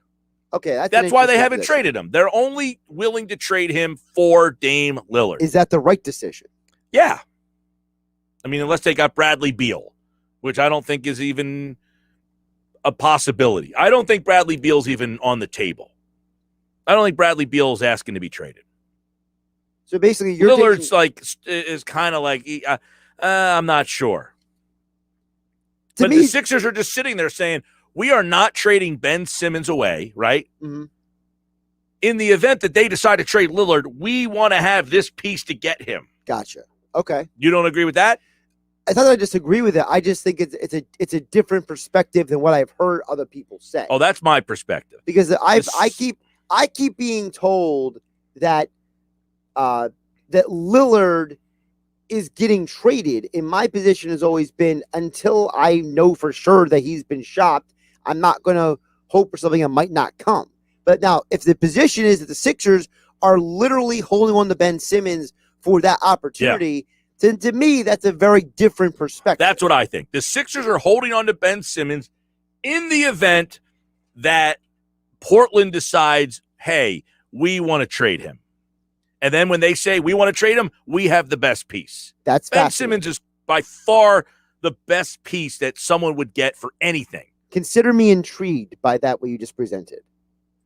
When we come back, are you intrigued by Quez Watkins? You should be. We'll tell you why. Coming up next. Plus, Nick Sirianni not decided at left tackle. Why? What's up with that?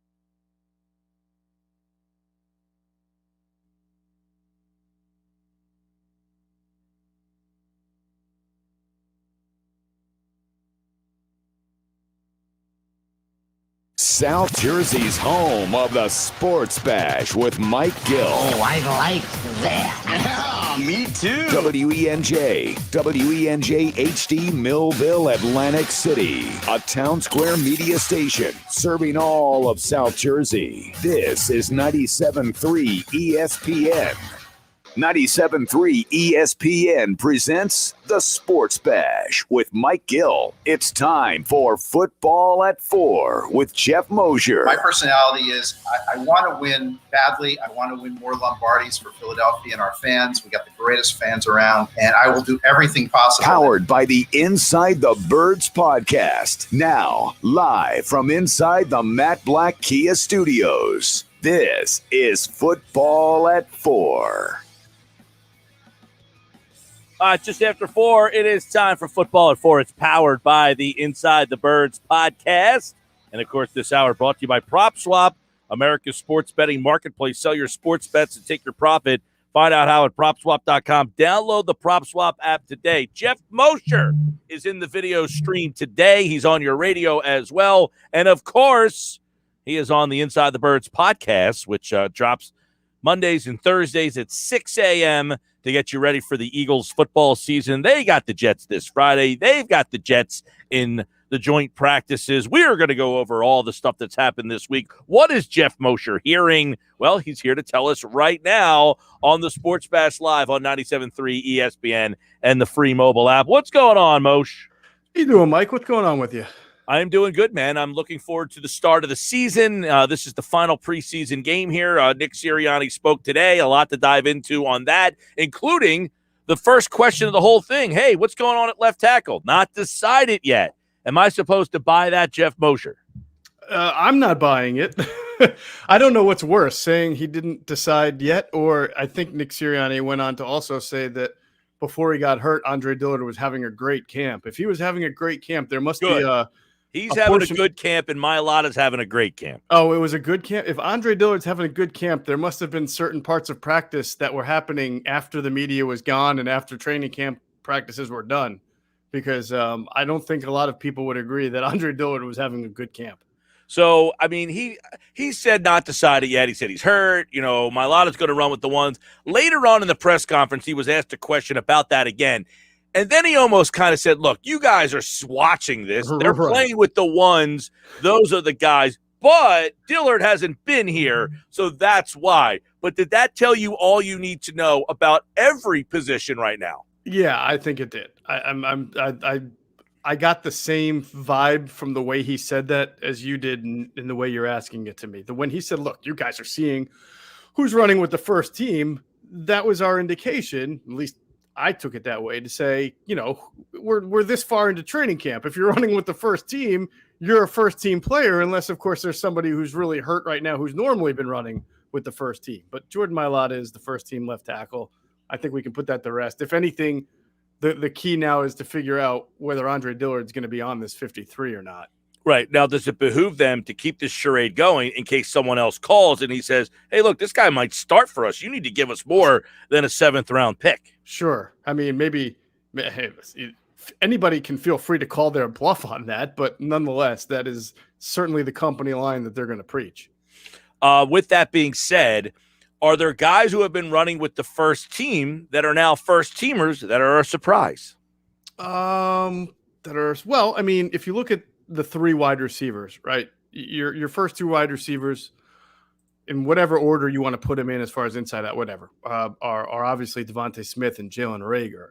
This far, we've seen that Quez Watkins is your number 3 receiver. Now, we've seen him line up on the outside. We've seen him line up in the slot. It's my understanding that, you know, they want to get him on the field and carry this over. I think some people got a little too crazy after the first game that he's going to be some kind of 1,000-yard receiver or be out there all the time. You know, I think he's going to be a situational receiver, but he's clearly earned that both by merit and by the fact that there's really nobody else that can step up and claim it. The Greg Ward is not – I'm not suggesting Greg Ward has been disappointing. I think that just everybody knows what Greg Ward is.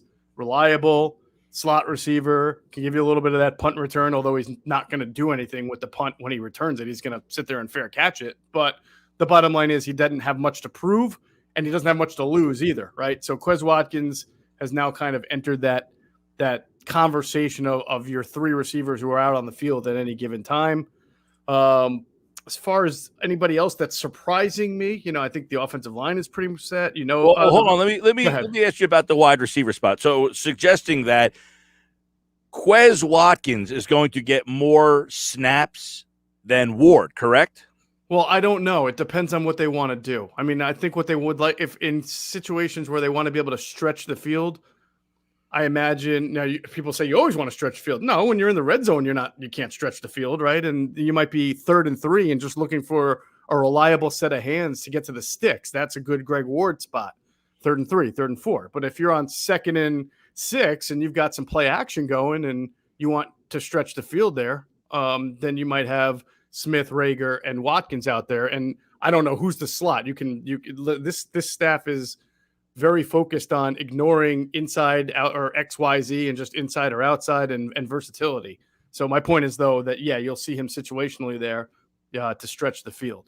Yeah, he was asked today about the versatility of the wide receivers. He says, I never really looked to guys at like X. This guy plays Z. That guy plays slot. They're all interchangeable. But It's obvious, though, Jeff, that one thing that he is valuing is the speed that these guys have and that they want Quez Watkins' speed on the field. Absolutely. And that's why I'm saying, in those areas where you can work off play action or you can stress the defense, there are going to be opportunities for Quez Watkins to get on the field and do that.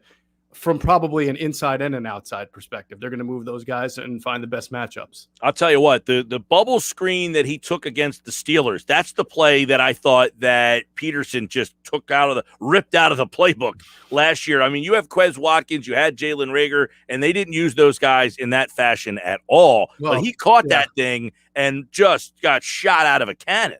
In fairness, that is similar to the touchdown that he did score last year against Arizona. It was a tunnel screen to Quez Watkins, who made a really nice move and scored a touchdown. But I get your point in that it seemed like those type of plays were few and far between last year.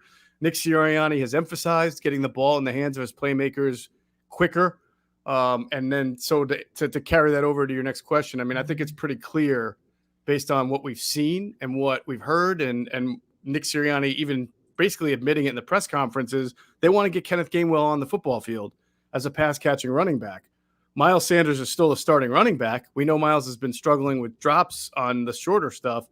We also know Kenneth Gainwell is probably the best pass-catching running back on the team. And in fact, Mike, when you talk about this group of wide receivers, if Kenny Gainwell was transferred to wide receiver, he might be one of your top 3 wide receivers at this point because he's just a really precise and clean route runner and he catches the ball well. Now, his pass protection isn't very good, but you're going to, if you want him out there, he's going to be catching the ball. And so I would look to see, I think Boston Scott does a nice job. He obviously catches the ball well, but when you talk about kind of that electricity, that speed, that precise route running and the ability to catch the ball and run, Kenneth Gainwell has already shown what he can do. And he's got a lot, he's not even come close to his potential. So there's some reasons to be excited there about him getting the ball in his hands. Yeah. So if you're suggesting which running back gets the second most touches this season, could Gainwell be that guy?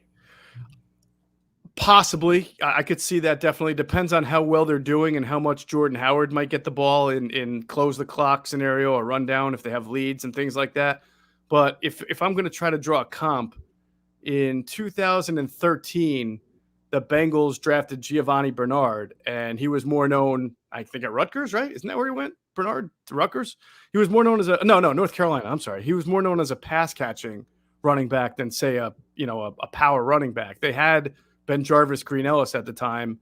And in his rookie year, Bernard caught about 54 balls for 514 yards, but he ran 170 times for 695 yards. I don't think you're going to see Kenny Gainwell run the ball 170 times as long as Sanders and Jordan Howard are healthy. But the opportunity there, maybe to get 45 to 50 balls, that's possible. Jeff Mosher, Football at 4, powered by the Inside the Birds podcast. And one of the other, you touched on 2 guys so far that have been standouts, Quez Watkins, Kenneth Gainwell. We look for younger guys who are surprising from one year to the next or jumping in as rookies. I guess the third guy on that list has to be Milton Williams. Would you say he's the next most impressive young player so far? Yes, I would. I think Milton Williams, fair to say, he's shown how he can be a big defensive end when you want him in there to be more stout against the run. Not that he's going to start at defensive end, but, you're on your second string line. Graham and Sweat maybe come out. You need some bulk against the run. He can come in, play defensive end. And then when you're 3rd and 3, 3rd and 4, you want to rush the passer. Maybe Cox needs a breather. Maybe Javon Hargrave needs a breather. And by the way, with the lack of preseason reps and these shorter practices, you're going to have to think that rotations are going to be very important those first few games, especially opener against Atlanta. Milton Williams can give you a D end and D tackle reps and really help your defensive line. Yeah, I was going to Jack. Go ahead. I was going to ask you, how do you envision them using him exclusively as a 3 technique? Does he bounce out? Because there is a lot of talent on this defensive front.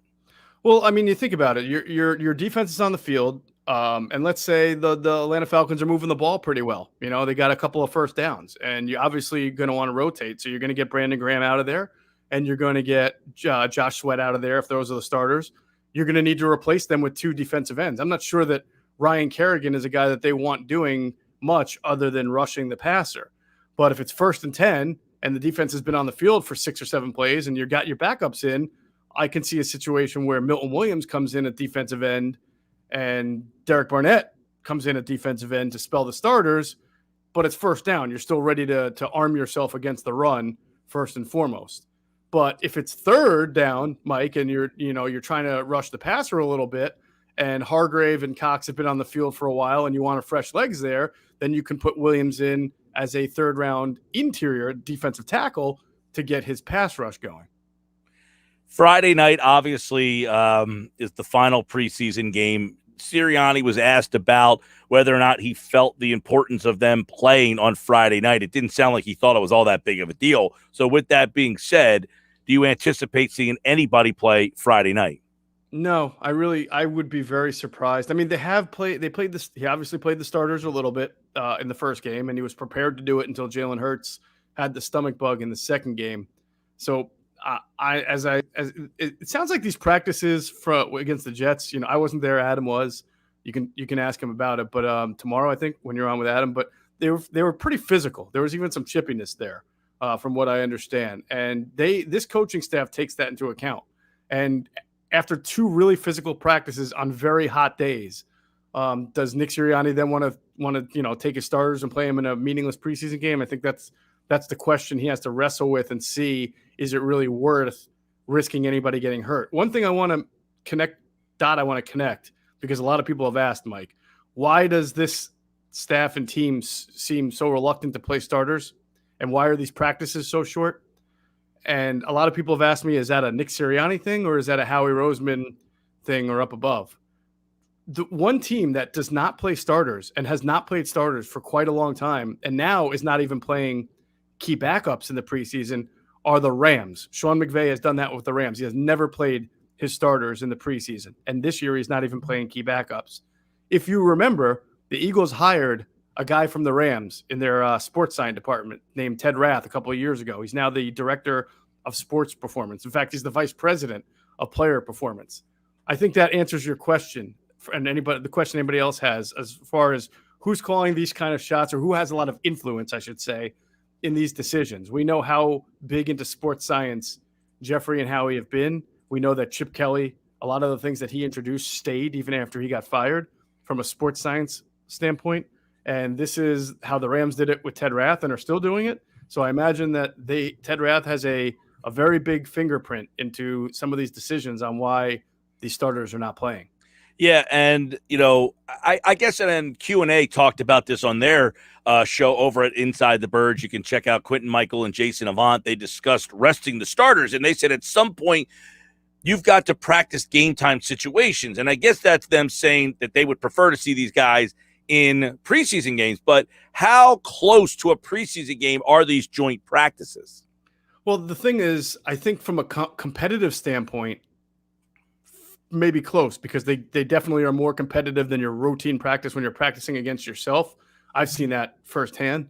But the thing is, everything is situational in these joint practices and mapped out and scripted out. There's no simulation of, well, what happens if you're on the field and your offense is struggling a little bit like in that Patriots game, right? And you're not stopping the run. Plus, then your first team comes off and your second team comes in and your second team comes off and your third team comes in.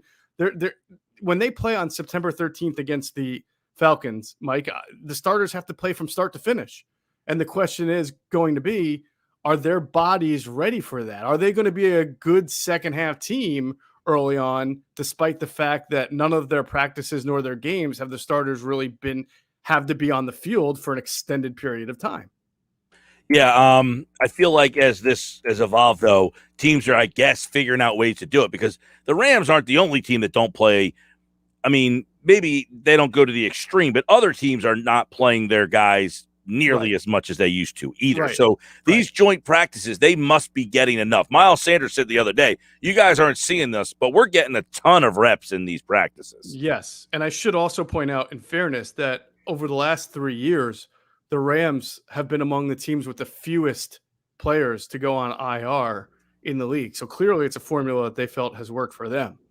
Now, every team is different. They've had maybe more veterans. They had an older offensive line. They have Aaron Donald. Now they've got Matthew Stafford. This team with the Eagles has a lot of veterans, but they also have some young guys who are playing some prominent roles. So I don't want to project or say just because it worked for one, it's going to work for the other. But that is where the philosophy is coming from. I want to get your opinion on Zach Ertz and how his presence, what does that do for the offense? He was asked today about getting boxed into 12 personnel because, quite frankly, two of his best players are tight ends. Yeah, I struggle with this one because obviously if Zach Ertz is on the team and is going to play, then you are going to want to play a lot of 12 personnel. And by the way, it's not just because he's on the team, but you have a lot of uncertainty at wide receiver right now. We're sitting here talking about Quez Watkins as a potential number 3 receiver. And Quez is, a nice player, has had a nice camp, but, like the Steelers' number 3 receiver is like Juju Smith-Schuster at this point, right? Because they got Deontay Johnson, they got Chase Claypool. So we're not talking about like a team that's bursting with a lot of wide receiver talent here. So they may have to play this 12 personnel. Quite frankly, Bosch, you got 2 second-round players and a rookie that you're possibly playing at that position. Yes, you can add on. You can say anything you want. This is not look, I love Devontae Smith, what I've seen. I think he's going to be really good. But when you look at the group as a whole, there's a lot of question marks, a lot of them. So you may not just be forced to play 12 personnel because of Zach Ertz still being on the team, but it may kind of have to be because it's your best package at that moment. And we know that when you're in 12, you're more methodical, you're more deliberate, you're not as explosive. We went through that with the Doug Peterson era after receiver kept getting hurt. I know you weren't there, but from what you've understand and heard from people there, Adam is there. Mm-hmm. It sounds like the defensive line really stood out. Offensive line also. If those 2 areas are strong, that's a good sign. But is that what you're hearing as well? It's what I'm hearing. Yes. It's basically been that way all camp. And, in fairness, now the Jets have issues on their offensive line all over the place. So you would want the Eagles defensive line to dominate. The Jets have also lost, obviously they lost Carl Lawson before the joint practices. He was having a great camp, and Vinny Curry. I don't know if you saw the news on him, but he had to have a procedure, an emergency procedure. So we wish him the best. Friend of both of our shows. So, but they're down on the defensive line. Sheldon Rankins literally just came back for them. So again, that's where the Eagles are the strongest and where the Jets really are struggling at the moment. But I would imagine, look, we've talked about this all preseason. If this Eagles team is really strong on the offensive line and fairly strong on the defensive line, that's what should make them competitive in games from week to week. And whether they win them, whether they get the coaching, the quarterback play, the secondary play to complement, is all the question mark, but they should be very strong in the trenches. Yeah, that shapes up for a good team. If you can get strong play in those 2 areas, you should be competitive. Then it comes down to who makes plays for you. Do you have a playmaker? Well, you got a rookie who should be your best playmaker. We'll find out. You got 2 very good tight ends. We don't know much about Rieger. We don't know much about Watkins, but those 2 guys are intriguing. You like Sanders. It all comes down to how the quarterback plays. And I was reading that piece in The Athletic that essentially said, look, when Hurts played, the offense was mediocre. When Wentz played, the offense was terrible. If you could just be mediocre offensively, they were 3-6-1 in 1-score games. Is that good enough to flip the script? Did you know that?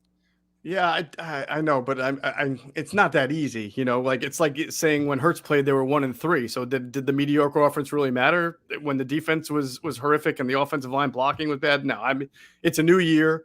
I do think the offense should be better than last year, right? Just because it's not dysfunctional, but whether or not the team as a whole is strong enough, those first 6 games are pretty rough, man. They got some pretty good teams on the schedule, so. We're going to find out if they can come together pretty quickly. Atlanta, San Francisco, Dallas, Kansas City, Carolina, and Tampa Bay. That is your first 6 games that you come out. And then it loosens up a little with the Raiders and the Lions. You've got Denver in there. The Saints should be you beat the Saints last year. Why not beat them again this year? Oh, so sure, it should be not? interesting. Yeah, why not? All right, Jeff Mosher, Football at 4. The new podcast drops tomorrow morning at 6 a.m. They'll get you ready for the Eagles and Jets and all the roster decisions that are coming up. Is there a guy that you didn't think would make the roster who now you think will? Going into camp? Yep, the guy's on the team, but you didn't think he makes the roster, and now you're saying that guy's going to make it.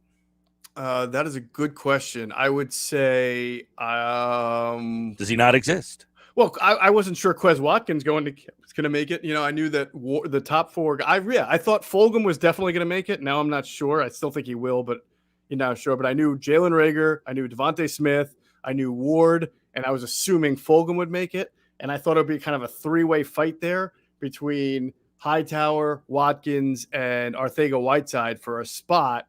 And I did not anticipate Quez having this kind of a camp. So that was good. Good for him. All right, check that out tomorrow morning from the Inside the Birds, guys. The Inside the Birds podcast drops Mondays, Thursdays, 6 a.m.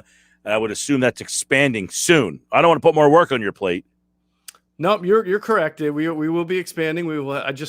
We've got some announcements to make. They'll probably be happening within for next week and a half. All right, we'll be keeping an eye on that. Football at 4, powered by the Inside the Birds podcast. Adam is here tomorrow. He is at Eagles camp today. He is Jeff Mosher. And I'm Mike Gill. Thanks, Moshe. You got it. Take care. All right, there's Jeff Mosher here on the Football at 4 for today. And, of course, it's powered by PropSwap, America's sports betting marketplace. Sell your sports bets and take your profit. Find out how at PropSwap.com. Download the PropSwap app today. They bring you this hour of the Sports Bash. I am Mike Gill, and I hope you will join me for the rest of the show. Text message wants to know why Moshe wasn't there. Well, Adam was there. They got one credential for Inside the Birds. Adam was using it today. Such is life in the COVID world. One per outlet for most outlets. We have one. Jeff Kerr will be utilizing that this season, and he'll be joining us tonight at 5:25 to talk a little Eagles and more. When we come back, do you remember on this date includes these names: Dwight Gooden, Dak Prescott, Tiger Woods, Kurt Warner, and Mark McGwire. Stick around.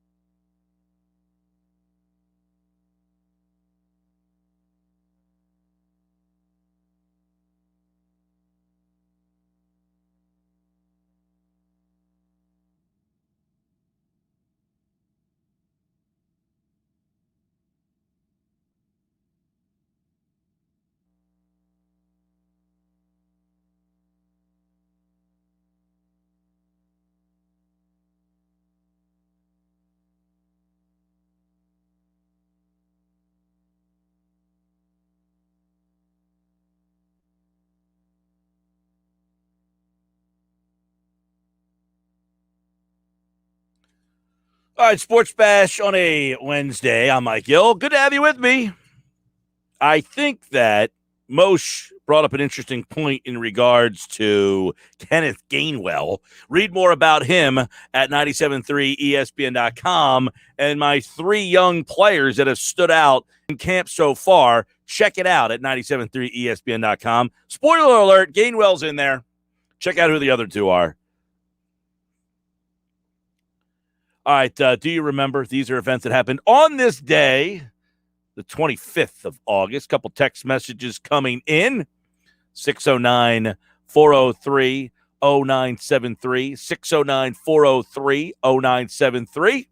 I will get to those in just a little bit. If you have a text message that you want me to comment on, you can do it in a variety of ways. You can text us at 609-403-0973. You can use the free mobile app. If you're listening on the app, you can hit the message us button, and that message will get right to the Matt Blatt Kia Studios. Or if you're watching the show live, like a couple people have been commenting on the live video stream, you could do it that way as well, and we will get to all of your comments coming up here on the Sports Bash Live on 97.3 ESPN. So if you have a question that you want us to tackle, send it to us now, and we will get to that here very shortly. But first, let's find out what happened on this day. Do you remember? These are events that happened on August the 25th. These are events that happened on August the 25th. I'm Mike Gill. My producer is Josh Henning. Now, these are things, Josh, that happened on this day, as you know, August 25th. Are you ready? I'm here. I'm ready. All right. This is like Triple H. I said, are you ready? You don't seem to be all that ready. I'm here, man. I'm here. August 25th, 1985. Dr. K, Dwight Gooden. He's the youngest Major League pitcher ever to win 20 games at age 20. It's part of a Cy Young winning season for Dr. K, Dwight Gooden. He went 24-4 with a Major League best 1.53 ERA. It's the second lowest qualified ERA in the live ball era. Only Bob Gibson had a 1.12 in 1968 was better. But 1985, Dr. K, Dwight Gooden might be one of the greatest seasons I've ever seen. It definitely has to be up there with one of the 5 best of all time. You know, it's him, Bob Gibson, that Pedro, that one year he had with the Red Sox. You know, he was definitely up there with Pedro Martinez had one. I just said Pedro. Oh, did you? With the Red Sox. Sorry. I only have one ear plug in. What are you, Pete Thompson? Yeah. I usually pay attention. I know. That's why I didn't hear you say Pedro. That's why I was shocked. Yeah. Well, that Pedro season, I don't remember what actual year it was, like 2008? I think it was 99 for some reason. I mean, 98. 2008. For some reason, it was either 98 or 99, one of those two. But it was just insane. 2008, he was not very good. Well, 2009 was the year he went with the Phillies, with right? The Phillies, yeah, for the 6 starts. Dwight Gooden was at 24-4, the 1.53 ERA. It's unbelievable. You'll never see a season like that again. No, because pitchers don't even pitch that much anymore either. 24 wins, 4 losses, and a 1.53 ERA. It's one of the most dominating feats of all time. All right, 1986, Mark McGwire, then of the A's, hits his first Major League home run. It happened on this day in 1986. Is Mark McGwire probably the greatest home run hitter that will never get into the Hall of Fame? Barry Bonds. I think Barry will get it eventually. You think? I don't know that McGwire even deserves to get in the Hall of Fame. I don't think so. I think the only thing he ever did was hit home runs. He's a big home run hitter. You look at all of his other stats; they're just not there. Yeah, McGwire's just the batting big, average hulking guy. The batting average was weak. The RBIs are not even that great, honestly. Yeah, McGwire to me was just a big home run hitter. Pretty much. Yeah, not like a great player. No. On this day, 1996, the 96 United States Golf Amateur Championship is won by Tiger Woods on this day in 1996. Tiger Woods, man, won the amateur. Now think about all the things he did after that. His career was so amazing. It's a shame that I got derailed by the personal stuff, and now he's dealing with the injuries from the car accident. Well, all right, there's guys that came and went. Dr. K, Dwight Gooden, came, went, fizzled out. Right. Mike Tyson came, went, fizzled out. Tiger stood the test of time. He came, saw, kicked ass, and kept going. Yeah, and then he came back. Remember, he won the Masters after everything. Recently, 2 years ago. Yeah. 1997, playing for the Iowa Barnstormers, Kurt Warner threw 3 touchdown passes He had an interception return for a touchdown in a 55-33 loss to the Arizona Rattlers in the Arena Bowl that was played at the United States Airways Center in Phoenix. I think Warner's career turned out to be okay, but on this day, he was not at his best. Kurt Warner, Hall of Famer. He's having a movie made about him, isn't he? Is he really? I think so. I did not know that. I think he's having a movie made about him and his life. The whole Arena League, bagging groceries, all that stuff. Now, let me ask you really quick. When it comes to movies about people, are you a stickler more for the story being accurate? I would prefer. Or the story having good people portraying it? I would rather the accuracy. Okay. Yeah. Because some people are real sticklers of like who plays these people in these movies. I would rather the accuracy. But Gotcha. I don't care who the actor is. Some Like Tom Sizemore, who played Pete Rose, was great. No one knows who Tom Sizemore is. For example, some people were really, really nitpicking the fact that years ago, Chadwick Boseman played Jackie Robinson. And the people who made the movie said we were more concerned about the actor being able to portray the accuracy of the story than we were about having a big name. Yeah, I don't like that. I'd rather have, I want the look and the feel to be right. You know? 2016 on this day. How about this? Quarterback Tony Romo, the Dallas Cowboys, suffers an injury. It opens the door for Dak Prescott. Prescott leads the Cowboys to a 13-3 regular season, and Romo plays just one more game in his NFL career. He threw 4 passes in Week 17, and then he never played again. Against the Eagles. And now he's probably the best color commentator in football. Well, at least the most famous. Debatable anyway, right? He's at least Are you the most a Romo famous. fan? I enjoy him, but I wouldn't say I'm in love with him like some people are. I like Romo. I think he does a really good job. He's entertaining. That's what I'm looking for. I enjoy I don't him. have to. What did I say him. to you yesterday about Kellerman? I don't have to agree with what he says, but I like the style that he presents it in. Right, the presentation. Right. I think just because I don't agree with the person doesn't mean I don't like the person. Well, some people get bent out of shape over that. Believe me, people despise me because they don't agree with me. I've seen that. I don't agree with you. You're awful. You might not agree with me. I don't dislike you. I don't always agree with Max Kellerman. I just like the way that he presents things. I think he does a good job. I think he's prepared. Yep. So that's what happened on this day. On this day. All right. If you want text messages reacting, I'll get to those on the other side. Actually, no, I'll do that at 5. So I'll give you some time to get your text messages in. 609-403-0973. If you want me to react to your text messages, comments, questions, get them all to me through the free mobile app. You can message us through the app. If you're watching the video, you can get us through the comment section, or you can text me 609-403-0973. But when we come back, Scott Lauber, what do the wholesale changes in the Phillies front office signify? That next.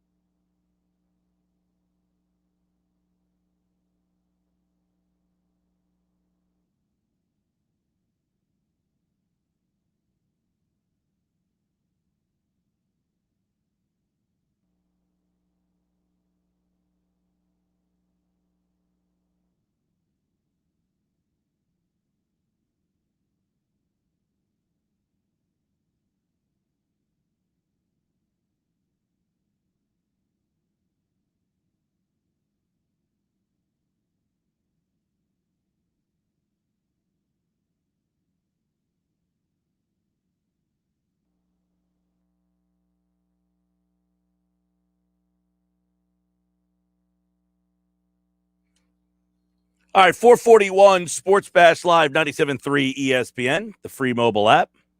Download the app in the Apple Store, Google Play. Many of you have. If you haven't, please do. It's a great app. Take it with you wherever you go.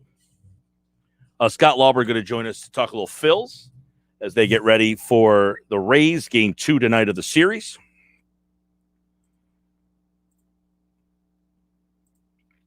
Now, somebody chimed in and says, no one knows who Tom Sizemore is. Geez, you say dumb things daily. How in the world are you still on the radio? That baffles me. Now, would you say that Tom Sizemore is a well-known actor? Like, would Tom Sizemore be one of the first 350 actors that you rolled off your tongue if you were to say, give me the list of actors who are prominently featured in movies? Is Tom Sizemore going to be one of them? I mean, he was in some good movies, but he's never had like the really leading role.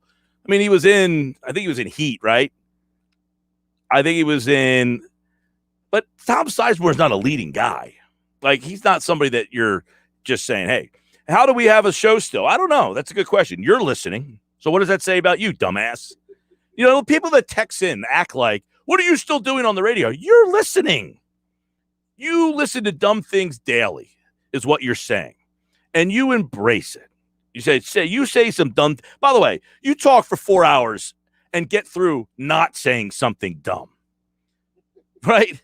You want to talk for 4 hours every day. You think you're going to say nothing dumb in a 4-hour time span? It's called ratings and revenue, buddy. You're listening, and that's how we stay on the air. Thank you so much. I appreciate you listening. I mean, you took the time to text. What does that say about you? I always wonder that. Like, you take the time to do it. You have to actually say, you know what? I dislike this human being so much that I actually want to actually take time out of my day. So now it's cutting into what you want to do. That means I've won. So I thank you again. Anonymous text message, man. Who knows? No one knows Tom Sizemore. I'm not a big movie buff. So if you know who Tom Sizemore is, you sound like you have a lot of time on your hand to sit on your ass and watch movies and text people. I, on the other hand, don't have that time. So Tom Sizemore, to me, is not a highly well-known actor. He played Pete Rose in an ESPN film. What does that say about his career? Right? He was in an ESPN original. It wasn't even a movie. It was like a miniseries. Yeah. So Tom Sizemore, now he's not one of the first couple actors that come to my mind. If you know who Tom Sizemore is, you are much better off in life than I am, apparently. Tom Selleck, yes. Tom Sizemore, no. I've never seen a movie where Tom Sizemore was like the leading role. He's been like the second or third guy in some movies. I mean, good ones too, by the way. I told you, I know he's in Heat. I've seen that. I think he was in Saving Private Ryan as well. But yeah, he's kind of like a secondary guy, maybe even a third guy. He's not like the leading guy. And if he was the leading guy, then I don't really care. I missed him. I forgot about him. Tom Sizemore's not all that significant to me. Lauber will join us in just a little bit. I'll get some more of these emails, text messages coming in, including the guy who texted about Tom Sizemore. Says, Mike, you asked about the Eagles' 27th ranking. You also pointed out the second most games lost to injury last year, which is evidently not part of ESPN's evaluation equation. They are young but fast and explosive on offense. Also, addition by subtraction, Peters, Jeffrey, Deshaun, Geary, offensive line and D-line are strengths, plus improved secondary and linebackers. Now, this is a well-thought-out text message, unlike the guy about Tom Sizemore. Thank you, sir. He says, I think Hurts will be much improved. Second year plus offseason with this coaching staff actually coaches as players. A lot of good in here. I agree. I agree on a lot. And if you listen a lot, you would know that I've said offensive line, if they stay healthy, defensive line, if they can stay healthy. Those are two big ifs, by the way. But that being said, both of those things, if they occur, this team should be pretty good. How good? I don't know. Yesterday, I said my ceiling is about a 10-win team. That's with nobody getting hurt, with all the things going your way. They have explosive players on the offensive side of the ball, with Watkins now possibly being a bigger part of the offense. Rager should be better this year. Smith should be a legit number one wide receiver. That we don't know, though. 2, Miles Sanders, always been a fan of what he brings to the table. Having Ertz gives you another weapon, Dallas Goedert, so they have legit weapons to choose from on the offensive side of the ball. It comes down to that offensive line and Jalen Hurts. Hurts is a big one here. He has to play well. He has to absolutely play well. All right, Sports Bash Live, 97.3 ESPN, free mobile app. And we're going to go talk a little Phils now. Scott Lauber is at the ballpark getting ready for the Phillies and the Rays. A couple of things to dive into on this series. How important is it? Well, we'll get into that. But first, let's bring Scott in to kind of get his thoughts on what happened yesterday, Scott, with the shakeup in the front office. And I guess I'll ask you, for the common Phillies fan out there, would you say that was a significant move, or is this just kind of background fodder? How would you kind of characterize what the Phillies did yesterday in the front office? Yeah, it was a pretty significant move, Mike. I think one of the things Dave Dombrowski was charged with when he was hired in December was to kind of take a look under the hood and figure out why this playoff drought is been going on now for 9 years, and exactly what they can do better in their processes and all of those things. You remember John Middleton was pretty critical at the end of last season of the Phillies drafting and development. He said it's been a 100-year problem, but for a couple of pockets of time in franchise history, and Phillies have never done this very well. So part of Dombrowski's charge was to go in, figure out what's going right, what's going wrong. And what you saw him do yesterday was they removed their farm director. They removed Brian Minetti, who was the assistant GM that the farm director reported to. And Dombrowski was pretty clear about, and I thought pretty direct about, talking about how not everyone's on the same page, and that they need to rectify that. I think it's pretty clear that there's some conflict in terms of instruction and what they believe in as an organization.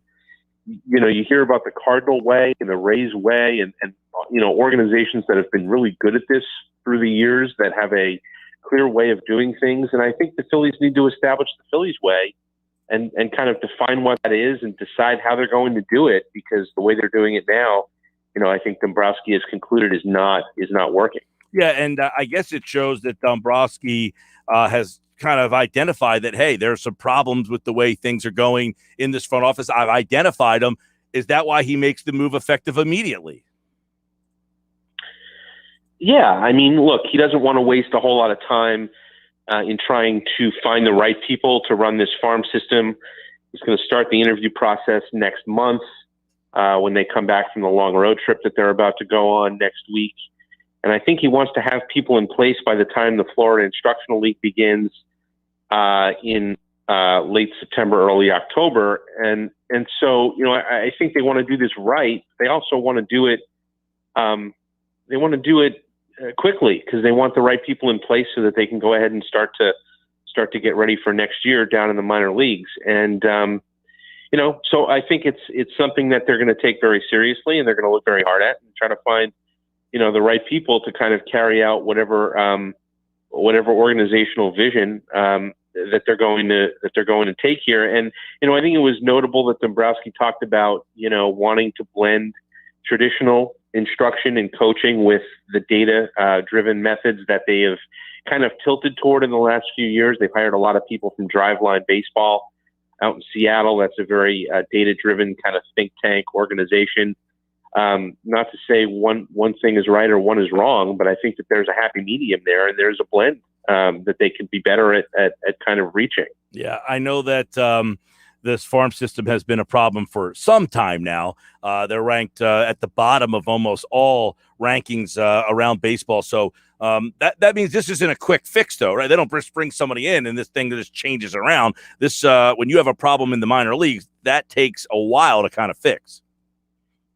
It does. And it's not going to happen overnight. I think one thing that we always talk about is it drafting or development, right? Like, are you just drafting poorly and bringing the wrong people in, or are you stumbling when it comes to developing them in the minor leagues? It's not like football or basketball, right, where you draft guys and you bring them right in, and they either work or they don't. In baseball, it takes years to kind of develop a player in most cases. And it's clear that Dombrowski feels like the issue is on the development side. I'm sure that there were years there. I know that there were years there where they didn't draft very well. They had 5 years in a row of top 10 picks, and it didn't really materialize. The amateur scouting director that they hired 2 years ago is a guy named Brian Barber. Dombrowski's a big fan of his. So regardless of what their drafts have looked like over the years, he believes that they have the right person in charge of their amateur drafting now. So what he wants to do is, or what he's identified is that, the problem is in the minor leagues, and the problem is developing these guys correctly and the right way and communicating with them and getting the most out of them. There's no one reason why Adam Hazley and Scott Kingery and Spencer Howard and Alec Boehm now have all regressed after they got to the big leagues, but they have. And there's some kind of there's some sort of a breakdown in terms of how they are communicating to these players that have to develop, at the upper levels of the farm system, and then develop once they get to the big leagues, and it's not working correctly. Let's look at the team on the field, and I guess Rhys Hoskins is one guy. He's in the lineup tonight, but is this going to be kind of touch and go the rest of the way? Well, it is for now. Girardi wouldn't commit to 1 day on, 1 day off per se, but it sounds like that's going to be the way it is for a while. You didn't see Hoskins yesterday in the lineup because they were facing a righty and they were facing a lefty tonight, and they wanted him available to play tonight. If he played last night, probably couldn't have played tonight. Will he play tomorrow? We'll see. Probably not.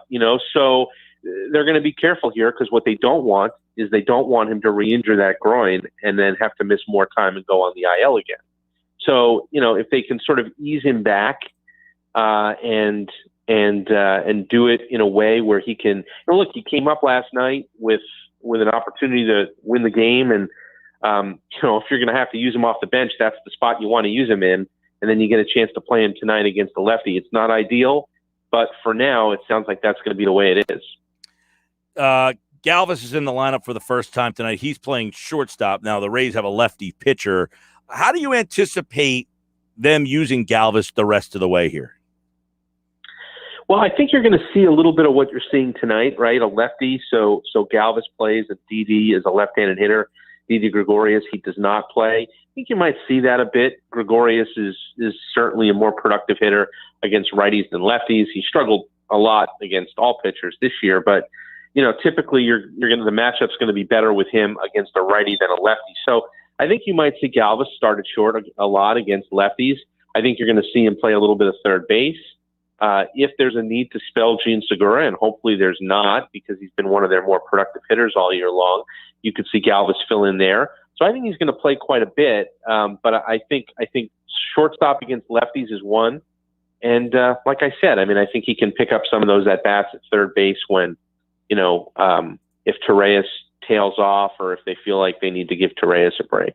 All right, Eflin back tomorrow. So you have Eflin, you'll have Suarez, you'll have Gibson, Nola, and Wheeler. That's a pretty good 5 here. They got to feel pretty comfortable with throwing those 5 guys out the rest of the way.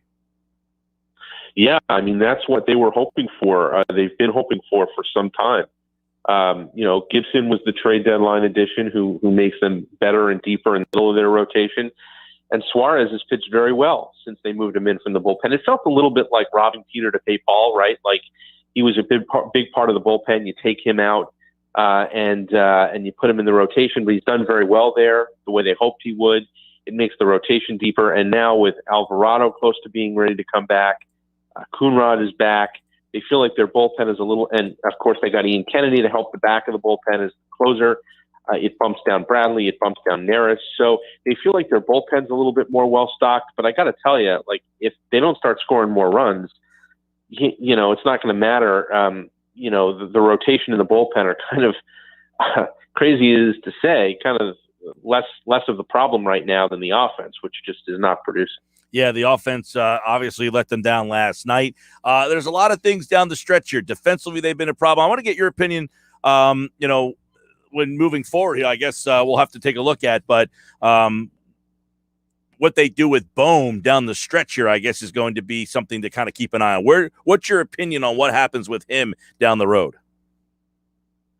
Boy, it certainly did not sound the other day when they sent him out like it was going to be just a couple of days and we'll bring the guy back, or even a few weeks. It sounded like they want him to play every day and kind of get some of that confidence back, both, especially defensively, but also just to kind of, get his at. I mean, it obviously was not a real, was not beneficial to him offensively to not be playing every day. So they want him to do that.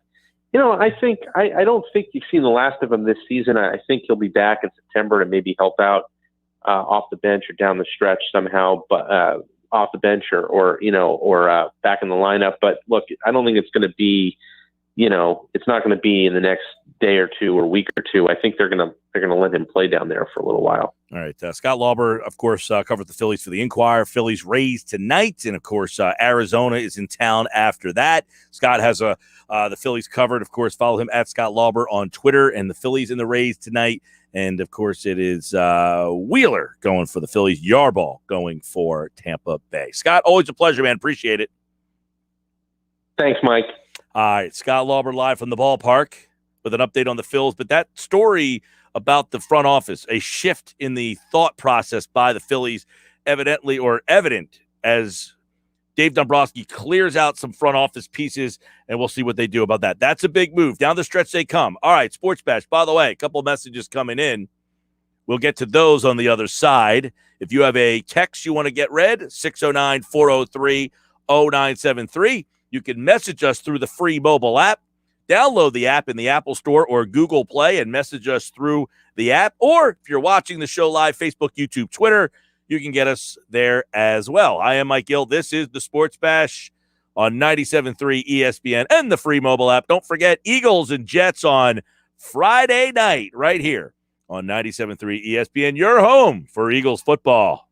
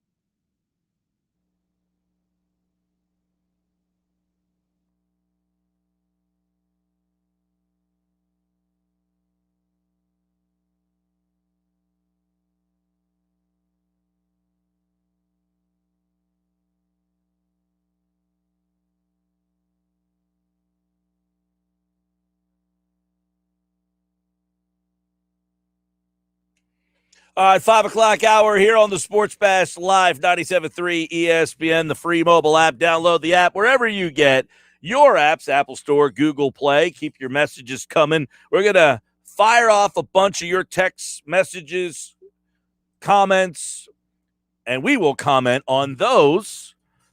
Taking you up until 6 tonight, Jeff Kerr, CBS Sports, 97.3 ESPN, will join us in about 25 minutes from now. Actually, I would say 20 minutes from now. So stick around for that for Jeff on the NFL.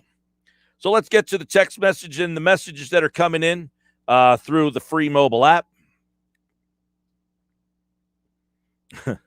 Mike, Tom Sizemore was in Black Hawk Down, another good movie, but again, not the leading role. That's from Hal in Stanton, Delaware. Yeah, I mean, I know who Sizemore is. I just rolled him off I said Sizemore was Pete Rose, but he's always like the second or third guy. He's not like a guy that everybody out there knows unless you're like a big-time movie buff, right?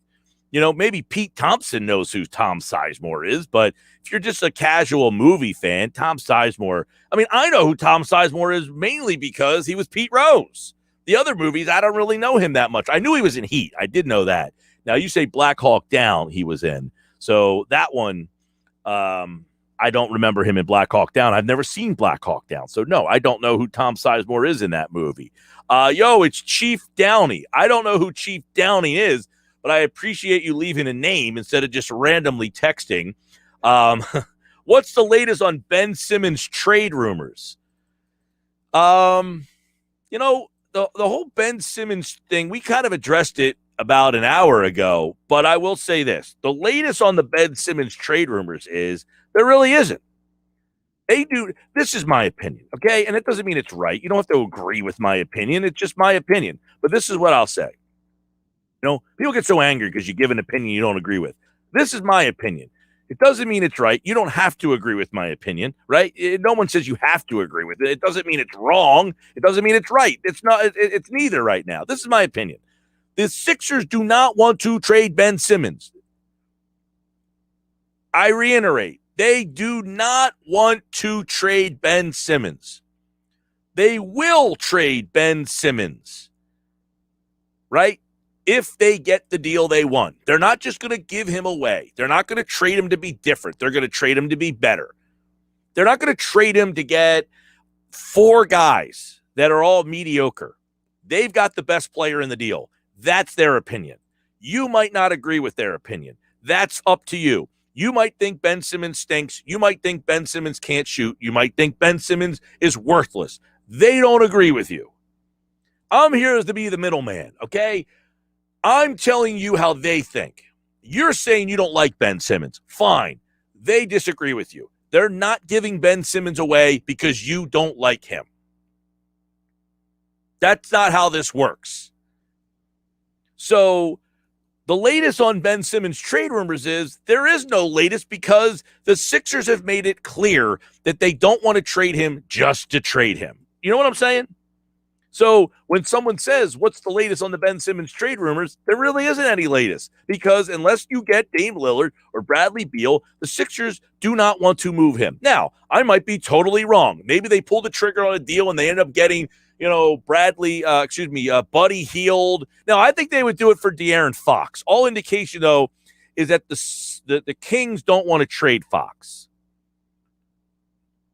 But I don't think they're going to trade him to Minnesota to get D'Angelo Russell. I don't think they're going to trade him to Sacramento to get Buddy Hield. I don't think they're going to trade him to Golden State to get Andrew Wiggins. The only way I see them making a trade of Ben Simmons is to get the guy they want. Where do things stand with the Sixers? They are willing to hang on to him through the offseason rather than trading him. That's where I stand on that right now. Right? Now, that answers the question for you, Chief Downey. Somebody else texted. Nobody wants Simmons for what they want. Nobody wants Simmons for what the Sixers want. Well, the Sixers don't want – that's my point. You're making the point. The Sixers don't want to just give him away. That's why they're asking for the moon, the stars, and the sun. What about Sexton? No, if they wanted to trade for Colin Sexton, they would have done that already. That deal's already out there. They could have made a deal for Ben Simmons a month ago. They didn't want to. They don't want to. They don't want to trade Ben Simmons unless they get something astronomical. You just said it. They don't want to trade him for what they want. Yeah, that's why the Sixers are asking for what they want, because they don't want to trade him. They don't want that team to say, you know what, we'll do this. They don't want that team to agree to that because they don't want to trade Ben Simmons. You might despise Simmons up, down, inside, and out, and that's your right. I'm just telling you, the team doesn't think the same way you do. You're well within your right to not like Ben Simmons. I'm not telling you how to think. If you don't like Ben Simmons, that's your prerogative. I'm just telling you the team doesn't agree with you. They have a 3-time All-Star who's the defensive runner-up for Player of the Year, first-team All-Defense, who, yes, has a problem shooting the basketball and at the foul line. No argument. They are giving him, you got to keep in mind, this is a completely new regime. This isn't Brett Brown and the other people who were here beforehand. This is Doc Rivers and this is Daryl Morey. They have not gone through an offseason of Ben Simmons and the videos and all that stuff. So they're going to take their time to say, hey, we want to say this is what we want to see from you, and then we want to see how you come back. Keep that in mind. Daryl Morey and Doc Rivers have not worked with Ben Simmons in an offseason before. So they have not seen the disappointment of him going to work out and then coming back and being the same player. Now, something tells me that if they tell him this is what we want you to work on, and if you don't come back looking like a different player, then the possibility of them wanting to trade him will go up. But that is a key part of this whole thing, everybody, is that this is a new regime here. This is a new front office. This is a new coach. So, yeah, the old coach, they wanted him to do this, or the old front office, they wanted him to do this, and he came back and that's fine. This front office is going to say, well, if he does that when I'm here, then I'm getting rid of him. So let's see if Ben Simmons takes the challenge or not.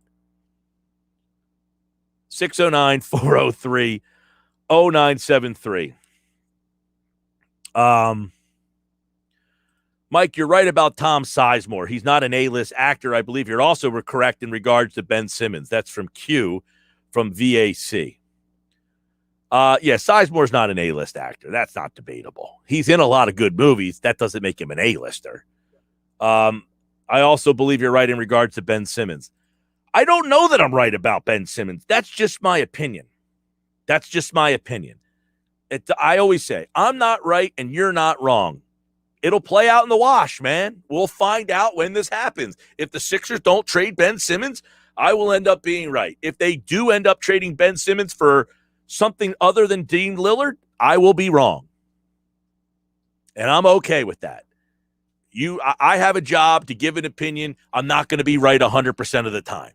That's the facts of life. You take the good, you take the bad, and then you have. That was a TV show, for those of you who don't know. And none of those actresses were A-listers either. Mike, they're asking way too much. He's not worth what they think he's worth. That's the problem. That's what you think. Again, you think he's not worth it. They don't agree with you. Right?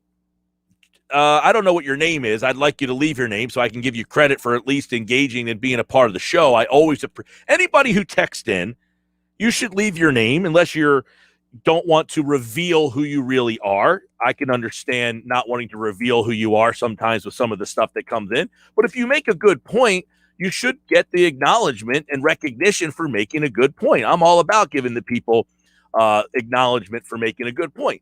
This one is, whatever your name is, I don't know what your name is. All right? I don't know what your name is, but I'll just give you one. Phil. Okay? Your name is Phil today. Phil, the Sixers don't agree with you. I am sorry to break that to you. You say they're asking for way too much, that he's not worth it. I don't know what your resume states and why you would be able to have that opinion and it to be able to trump Daryl Morey's, but Daryl Morey doesn't agree with you. Okay? Daryl Morey doesn't agree with you. He thinks he's worth more than you do. All right? That's all. Thank you for texting. No, Mike, the Sixers haven't traded him because nobody want him. We have a philosophical difference there. There has been multiple reports of offers that the Sixers have already turned down. So it would sound like that you are incorrect. Okay? You're saying, and you said boldly in capital letters, no, Mike, nobody want him. They've already got offers for Ben Simmons. The Sixers have turned down. So nobody want him would be incorrect.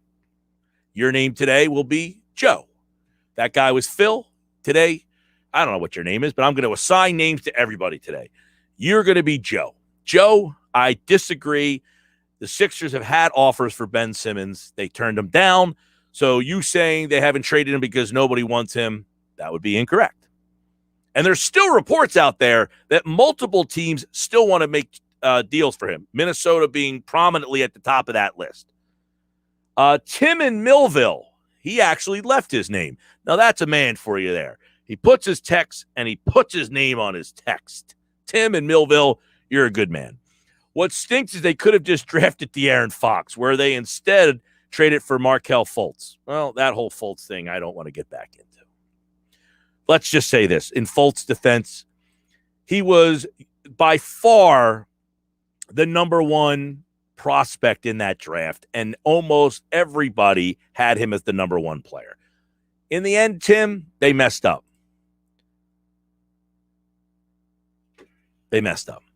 Jason and Kate make Courthouse. There's another man who puts his name to his text message. Jason, you're a good man.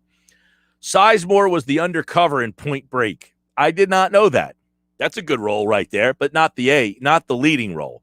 That was Patrick Swayze. No, was Patrick Swayze in Point Break? No, that was Keanu Reeves. No, Patrick Swayze was in Point Break. No, Keanu Reeves. And Patrick Swayze. Wasn't Patrick Swayze in that as well? So I'm not good with this stuff, but Sizemore is just a B guy.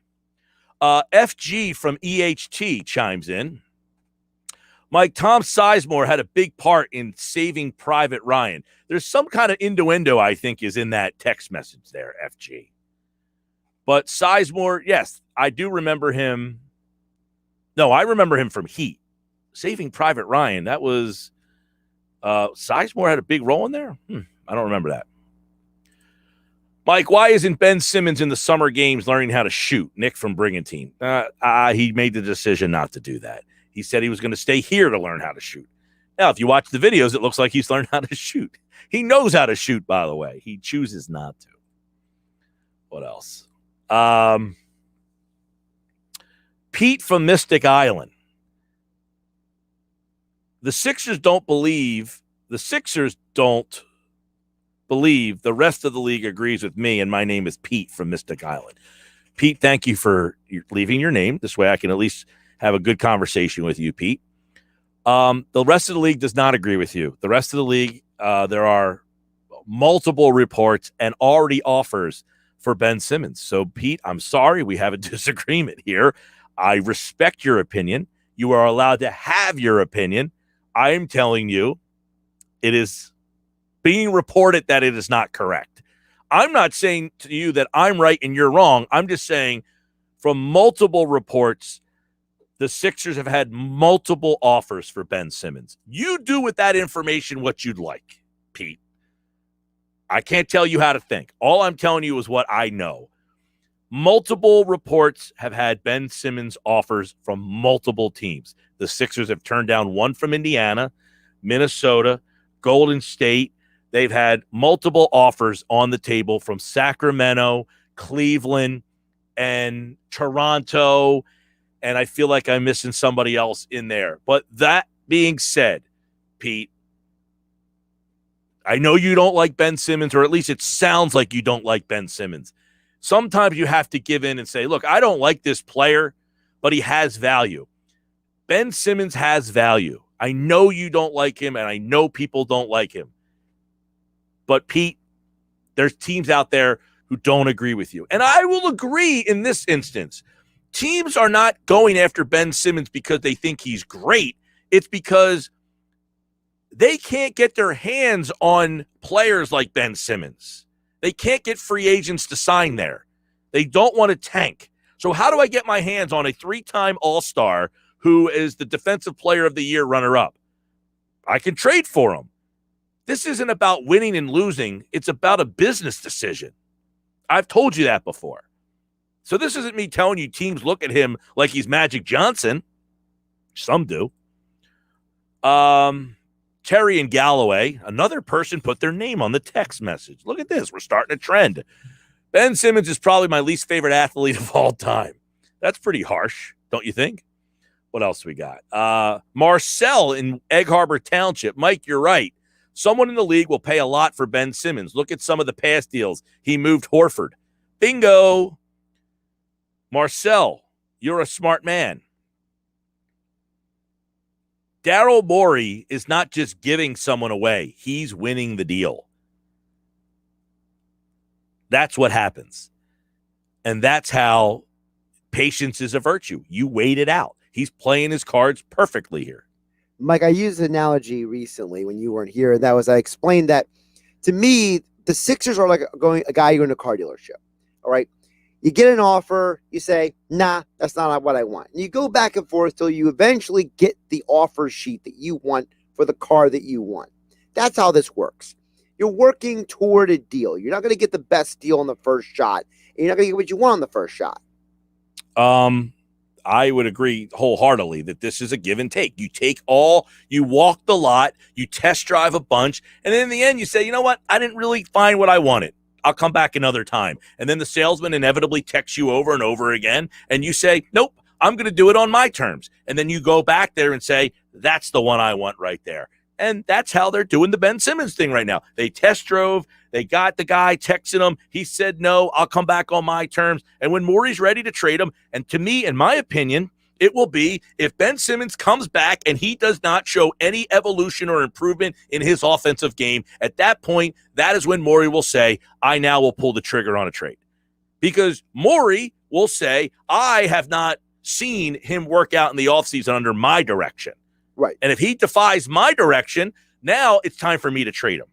That's how I believe in it. I'm not saying I'm right. Another text message. Croce, another person who left their name on the text message. Isn't that refreshing? Does every Simmons hater seriously think the team will magically win the finals if you unload him for whatever B-tier player there is? Dame Lillard is not happening this offseason. Maybe trade deadline. Who knows? Well, that's another good comment. I have said before that they would trade him for Dame Lillard, but I do not think they are trading him for just any old trade. Nor can you confirm that the Portland is ready to trade Dame Lillard. You know, it takes two to tango. You know, people keep, like I said this before, people keep posting this Photoshop of Lillard in a Sixers jersey, and people are trying to send Lillard, at him on Twitter about Lillard, this is what he's going to feel. But if Portland doesn't want to trade him, that's a whole nother side of the conversation. Steve from Cape May. Ben Simmons is worthless. I'd rather have Tony Roten. It's harsh. That's irrational. Roten couldn't shoot either. He tried, but he wasn't. And I liked Roten. It's a shame because he tore his ACL. And you were. I was a big Roten fan. Steve at Cape May. I like Roten, but he's not on the same page as Ben Simmons. Roten couldn't play you defensively, Steve and Cape May. Phil D. Love the show, Mike. I texted about the Eagles in the 27th ranking and how they're underrated by ESPN evaluators. Also tweeted you last night regarding Phillies versus Rays payrolls. Will leave my name moving forward. Thanks, Phil. Leaving your name is a strong sign that you stand behind your comment. Just sending a text with no name. Don't hide behind the text board. Leave your name. What's the Seinfeld episode? Name names. He named names. Don't send me some threatening text without a name. Give me your name. Terry and Galloway. Mike, they have multiple trash offers. Hey, I'll offer a 7th-round pick for Patrick Mahomes. Well, you said Sexton or somebody else. Sexton's pretty good. Brogdon's been pretty good. Buddy Hield's been pretty good. Wiggins, I mean, trash offers, whatever. You evaluate the offer however you want. People out there are saying, I'll take him from you. Mike, in hindsight, would you have traded for James Harden? Maybe. I sure probably would. Hindsight. They wanted Maxey in that deal, I think. That's Joey D from Ventnor. People leaving their names today. What's this? National Name Leaving Day. Except for the Tom Sizemore guy. Tom Sizemore. All right, Sports Bash Live. When we come back, NFL Jeff Kerr is here. His opinions on some of the stuff Nick Sirianni said today. And he'll leave a name. It's Jeff Kerr next.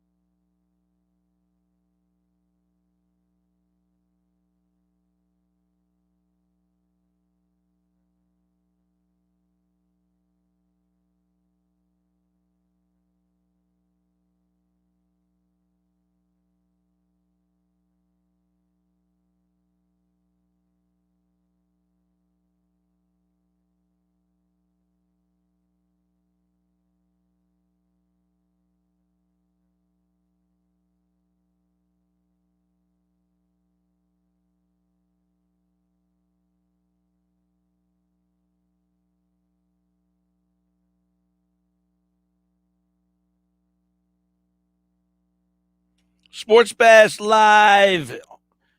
Brought to you by your Delaware Valley Acura dealers. Great deals on Acura's award-winning lineup. Shop online, DelValAcura.com. Jeff Kerr's appearance on the Sports Bash is brought to you by Calvi Electric Company in Atlantic City, their new residential division, here to help you with all your home and business electrical needs online, CalviElectric.com. I'm Mike Gill. Jeff Kerr, CBS Sports. Eagles, 97.3 ESPN.com. This season is almost here. Friday night, the Eagles play the Jets. We'll have that for you here on 97.3 ESPN. We'll get Jeff's take on Eagles joint practices with the Jets today and all this week, and, of course, some of the other things that are emerging. What's going on, Jeff? How are you, my friend? Pretty good, Mike. Crazy day around the NFL, so I didn't get too much of Eagles joint practices in today, but I got enough to know that I guess we can wear our preseason champion T-shirts here. They were 4-0 in joint practices. So they won again today. They did, yes. All right, so let's talk about that real quick. The joint practices, are they becoming more important to the coaches than the actual preseason games are? I definitely think so. We have Matt Lombardo on Birds 365 this morning, and we were talking about that a little bit. I asked him the question, how serious, these coaches take it, and he pretty much said that they are looking at these joint practices as a much better evaluation of their team than the actual preseason games. And the ones that aren't having the joint practices are actually playing their players in the preseason games. If, the Eagles had 2 joint practices, for example. So don't expect to see Jalen Hurts and all these guys on Friday. And Nick Sirianni says he doesn't know. He does know. He just doesn't want to tell us. And that's really the gist of all this. Same with the Jets. I don't think the Jets, they'll probably play Zach Wilson a little bit, but Lombardo pretty much pointed out that these third preseason games to a lot of these coaches, it's going to be like the fourth preseason game, which is probably what the NFL did not want when they reduced the schedule. Well, if that's the case, we're not going to see starters, which means are the starting jobs kind of defined now? He talked about left tackle today, Jeff, and said not defined, not figured out yet, not definite. It's defined. It's Jordan Mailata. I don't know what he's trying to prove here. Technically he hasn't named Jalen Hurts a starting quarterback either, but it does look like Quez Watkins is a starting wide receiver, especially in 11 personnel. So looks like he gave that away a little bit, but yeah, I don't know. Maybe it's just to boost Andre Dillard's confidence up. Maybe the Eagles are trying to say, hey, you know what? This guy's still in the competition here, even though you guys know he lost the job. We're still having him available for trade. I just think they're trying to up his trade value as much as they can at this point. Well, that's a couple things with that. I agree. I think they say, look, if someone calls and says we're interested in Dillard, hey, you got to give us more. This guy might be our starter, right? So they have to keep that going. That being said, he did indicate today, hey, you guys have seen who's been running with the first team. Those are the first team guys. And then he kind of backed it off and said, well, Dillard hasn't been here. That's why he's still, in the mix. But that being said, it sounds as if the guys who have been running with the first team, they're the guys. So Watkins would be running with the first team, correct? Correct. It's Quez Watkins, Jalen Reagor, and Devonta Smith. They're the 3. And Travis Fulgham, J.J. Arcega-Whiteside, John Hightower, and Greg Ward are battling for jobs, although I don't think Greg Ward is battling for a job on this roster. I think he's got that. So I think it's between Fulgham, J.J. Arcega-Whiteside, and Hightower for that 5th wide receiver spot. And this is a poor wide receiver group overall. There's not a lot of depth, and they're young. So if I'm the Eagles, I'm looking at it as, okay, wait a minute here. Are we going to trade it for a veteran receiver? Are we going to see if anybody cuts somebody? Because I'm fine with Smith, Reagor, and Watkins starting. Completely fine with that. But one of them gets hurt, I think that's where this team's going to get into some trouble this year. I agree with that. They also, though, have, we talked about this earlier during Football at 4 with Jeff Mosher, which is in the middle of the field, Watkins. Red zone, his speed kind of gets negated a little bit, so you go to Ward a little bit. And then you have those 2 tight ends. So they have some versatility with their lineups. Yeah, that's where I think the 12 personnel comes in. That's why I thought, and you and I have talked about this for months, Mike, this team is better with Zach Ertz on it than they are without it. And it looks like Zach Ertz is going to be here for the start of the year and potentially the whole year. And you're right. That's where the red zone packaging comes in. That's where 12 personnel comes in. You can use a guy like him, a red zone target like Dallas Goedert as well. And then you have Greg Ward in the mix. And again, speed kills, don't get me wrong. But when you get inside the 20s, you need a little bit more in speed. You can throw the ball to Quez Watkins from the 10-yard line to the 5, but that's not a guarantee he gets in. All right. So with that, okay, you've got Watkins is a little bit of a surprise in that third wide receiver role. Mailata over there. It seems that the rest of the offense is status quo. What about on the defensive side of the ball? Do we have any surprises, or did we find out anything this week about the defensive setup? I mean, I guess the only surprise would be if Derek Barnett would start over Josh Sweat, which, again, to me, that's not a surprise per se, but I think Josh Sweat has been the best player in camp so far. So I think Josh Sweat would start opposite of Brandon Graham, but again, they're going to rotate enough. Linebacker, I think it's pretty simple. It's going to be Eric Wilson and Alex Singleton. And then that Sam linebacker. I know they have Jannard Avery listed on the first team, but I have a feeling Ryan Kerrigan's going to play that role a little bit too. So, I don't think that's a surprise. And in the secondary, maybe Marcus Epps over Kayvon Wallace, but quite frankly, Epps has outperformed Wallace this preseason. All right, training camp observations. Friday night, the Eagles and the Jets. Jeff Kerr here on the Sports Bass Live, 97.3 ESPN. And we won't see a lot of guys. So Friday night, what is there to kind of keep an eye on?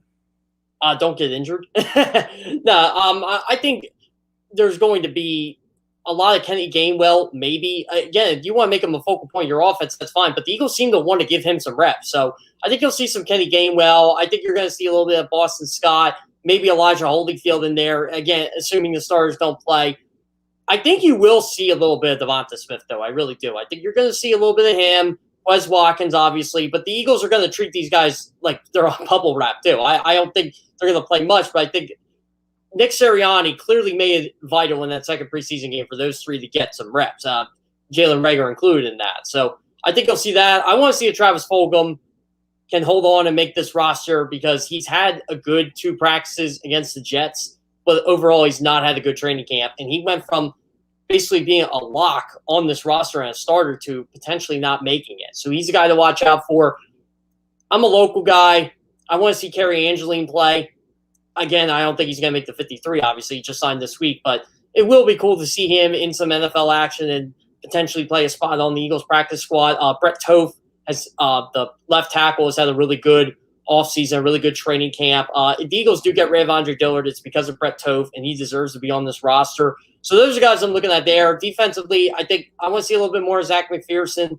Sean Bradley, again, he's going to be on the roster, but I want to see him get some more defensive snaps in there. And defensive tackle, Hassan Ridgeway has been kind of a disappointment in this preseason, but overall, he's going to make the team. I just want to see if he's going to be a number 3 defensive tackle or not, or will Ty McGill or Milton Williams, if they slide him inside, will they eventually take that spot?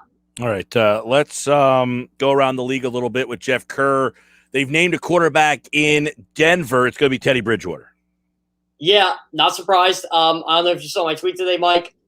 The Broncos have never won a game in September under Vic Fangio. They're 0-7.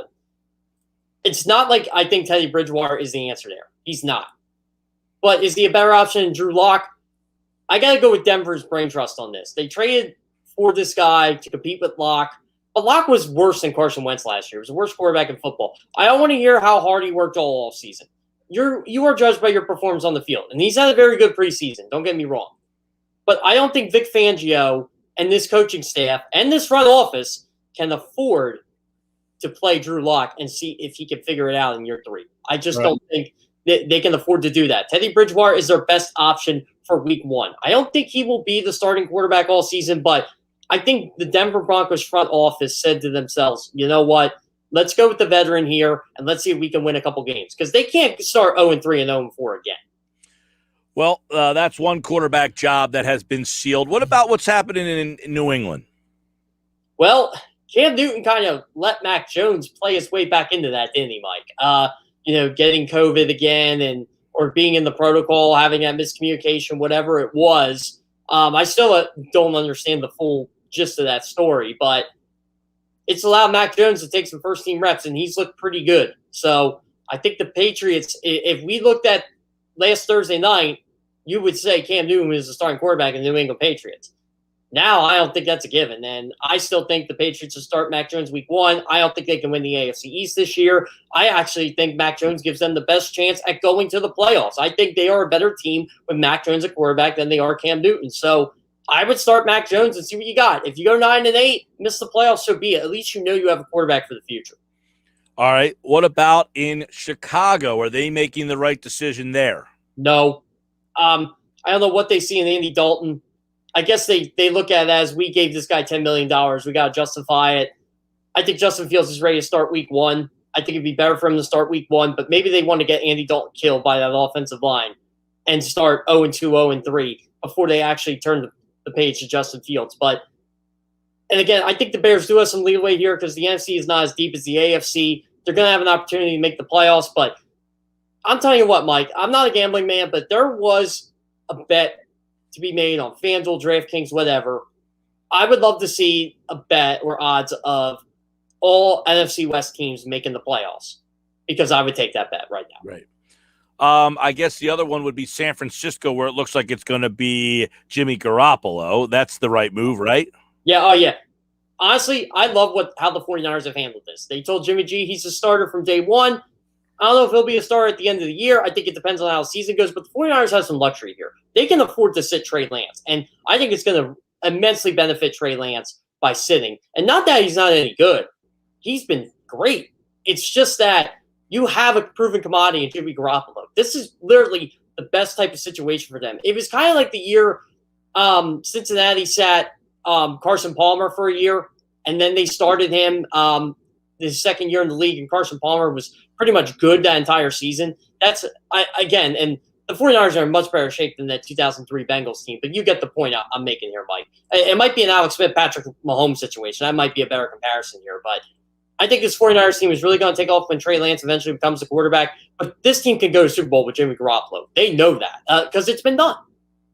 Let's go to Dallas, where Dak Prescott was back on the field participating in the team drills. He threw 12 passes. Are they believing that he will be ready for Thursday Night Football? Seems like he will be ready for September 9th. I don't think anything's going to stop Dak Prescott unless he has another setback. I think Dak Prescott will be ready to go. I'll tell you what, Mike, I don't know if you watched Hard Knocks yet. I still got to watch it. I said I was going to watch it this afternoon and didn't. I really want to know who the number 2 quarterback on that football team is going to be. I guess it's Cooper Rush. Yeah, I saw the first episode. I did not see anything after that. You're not missing much. No, not good this year, huh? Ben DiNucci said last night, though, he was feeling dangerous, and then he threw 3 picks. So if you want to count out. I saw the highlights for next week, and he was like doing bird signs or something on the – I said, how does this guy have a job? That to me is unbelievable. The pride of Pine Richland High School in Pennsylvania. He was his all-time pass clear. I don't know how. I mean, he was a good high school quarterback. Don't get me wrong, but I don't know, Mike. Besides that, maybe the Mike McCarthy mojo thing. That was in the first episode. So I don't know. It's been a while since I saw that first episode. Yeah, it's been a couple of weeks. I will say this. It's not as good as it used to be. And I don't know if it's because of the Cowboys or if it's because Hard Knocks, we have more access now. I don't know. I kind of wanted to get into this too, Mike. I'm kind of bummed we won't be able to go in locker rooms this year. I'm not going to lie. I think you get the best quotes authentically from players in the locker rooms. And I think if a player knows a reporter well, they will open up to you. So it's going to be a shame we're not going to get that this year. I didn't know that was official. Did they officially do that league wide, or is that team by team? Official, yeah. So the only people allowed in are team employees. So pretty much when Andre Dillard gives up 4 sacks because he has to start for Jordan Mailata this year, Dave Spadauer is going to say he did great. That's good. Saquon Barkley, Joe Judge went on a rant saying he has to get hit in a game. Does that mean we'll see him in a preseason game?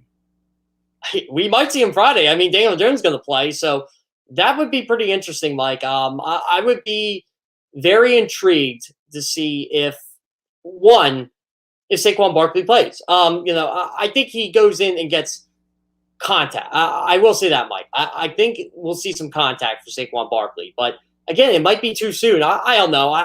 Personally, I just think the guy should just come in week 1. I think he's earned that right. Yeah, I mean, nobody had preseason games last year. What's Judge stomping his feet about? I don't understand that one. And then, I guess last on the list here would be what's going to happen in New Orleans. Ooh.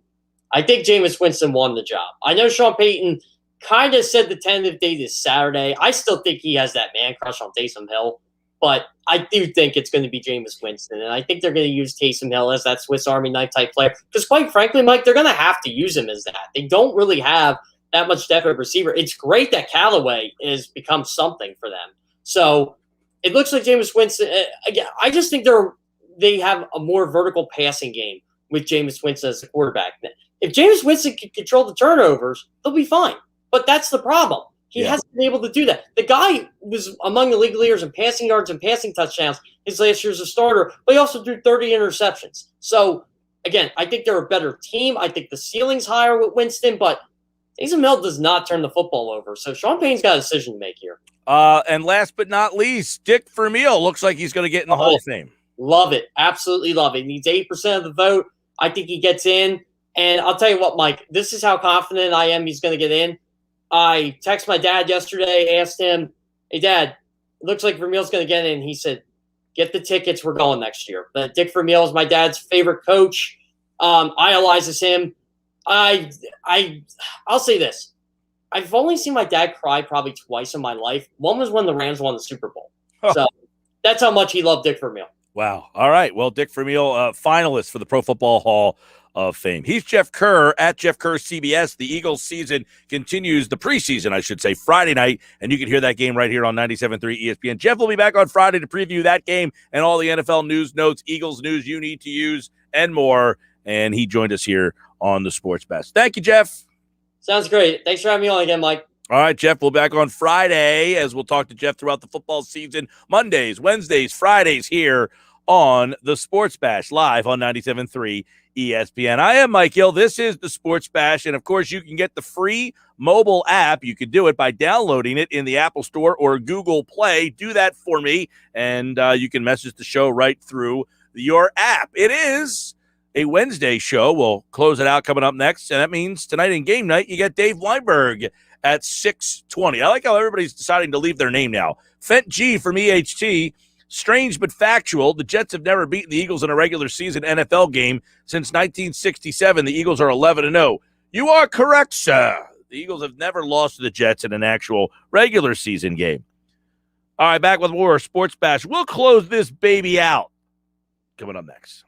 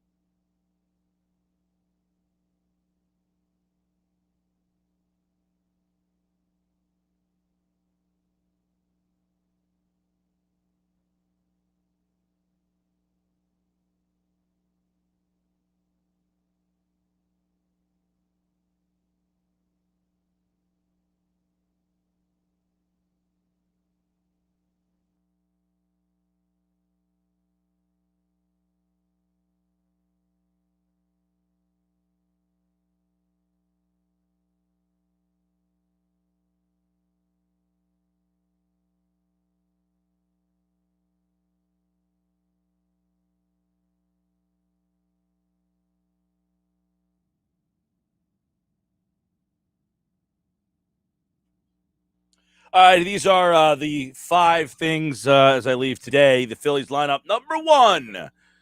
Leading off, Gene Segura, JT Realmuto.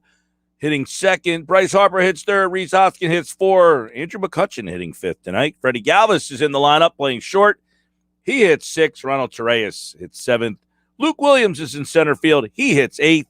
And Zach Wheeler is on the bump tonight. He is pitching, hitting 9th. So that's the first thing that we got out of the way here today. Also, by the way, we told you Zach Wheeler's pitching. It's Ryan Yarbrough pitching for the Rays. He's a lefty. That's why DD out of the lineup tonight. But I think you're going to see a little bit more of Freddie Galvis in those situations. So be prepared for that more and more down the road, that you're going to see more Galvis at short against left-handed pitchers. Okay. Also today, as you heard Jeff Kerr say, the Eagles won the joint practice today with the Jets. Now, I don't know what that means, but they have looked pretty good in the Patriots practices and the Jets practices. They have not looked so good in the preseason game against the Patriots. They looked a little better in the preseason game against the Steelers. But what I stress for you people out there today is don't worry about what they have to say, or how they look, I should say, on Friday. And don't worry about what they say, Nick Sirianni, about who's starting, who's playing, who's not, and all that stuff, okay? Can we just calm down? It's like today, for instance, perfect example. Story, Nick Sirianni not decided on the left tackle. The responses in the comments section is just unbelievable. Like, can't we think for ourselves sometimes? Do we have to? Number one, don't just read the headline. That would be the big thing. Okay? Don't just read the headline. Read the whole story. That would be the advice I would give today. Read the whole story. You might learn something. Wow. People want Sirianni fired because he doesn't know how to evaluate talent. Dillard's terrible. He's not starting Dillard. And then you have this whole crew of people that think that Roseman is making him start Dillard. Dillard's not starting. I can't imagine being that angry about him making that comment. It's clear and evident that Jordan Mailata is the starter there. Okay, that's number 2. Number 3 today. Former Eagle Vinny Curry has a rare blood disorder, blood clots.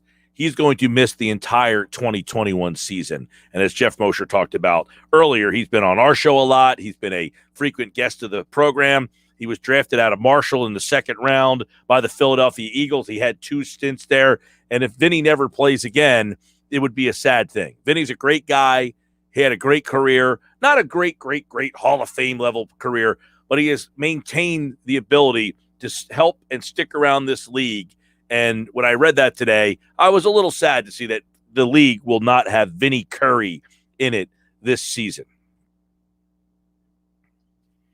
And my last is some Mets news that Jacob deGrom resumes throwing today, and Noah Syndergaard is on a rehab assignment. So maybe the Mets have a little good news coming their way for once.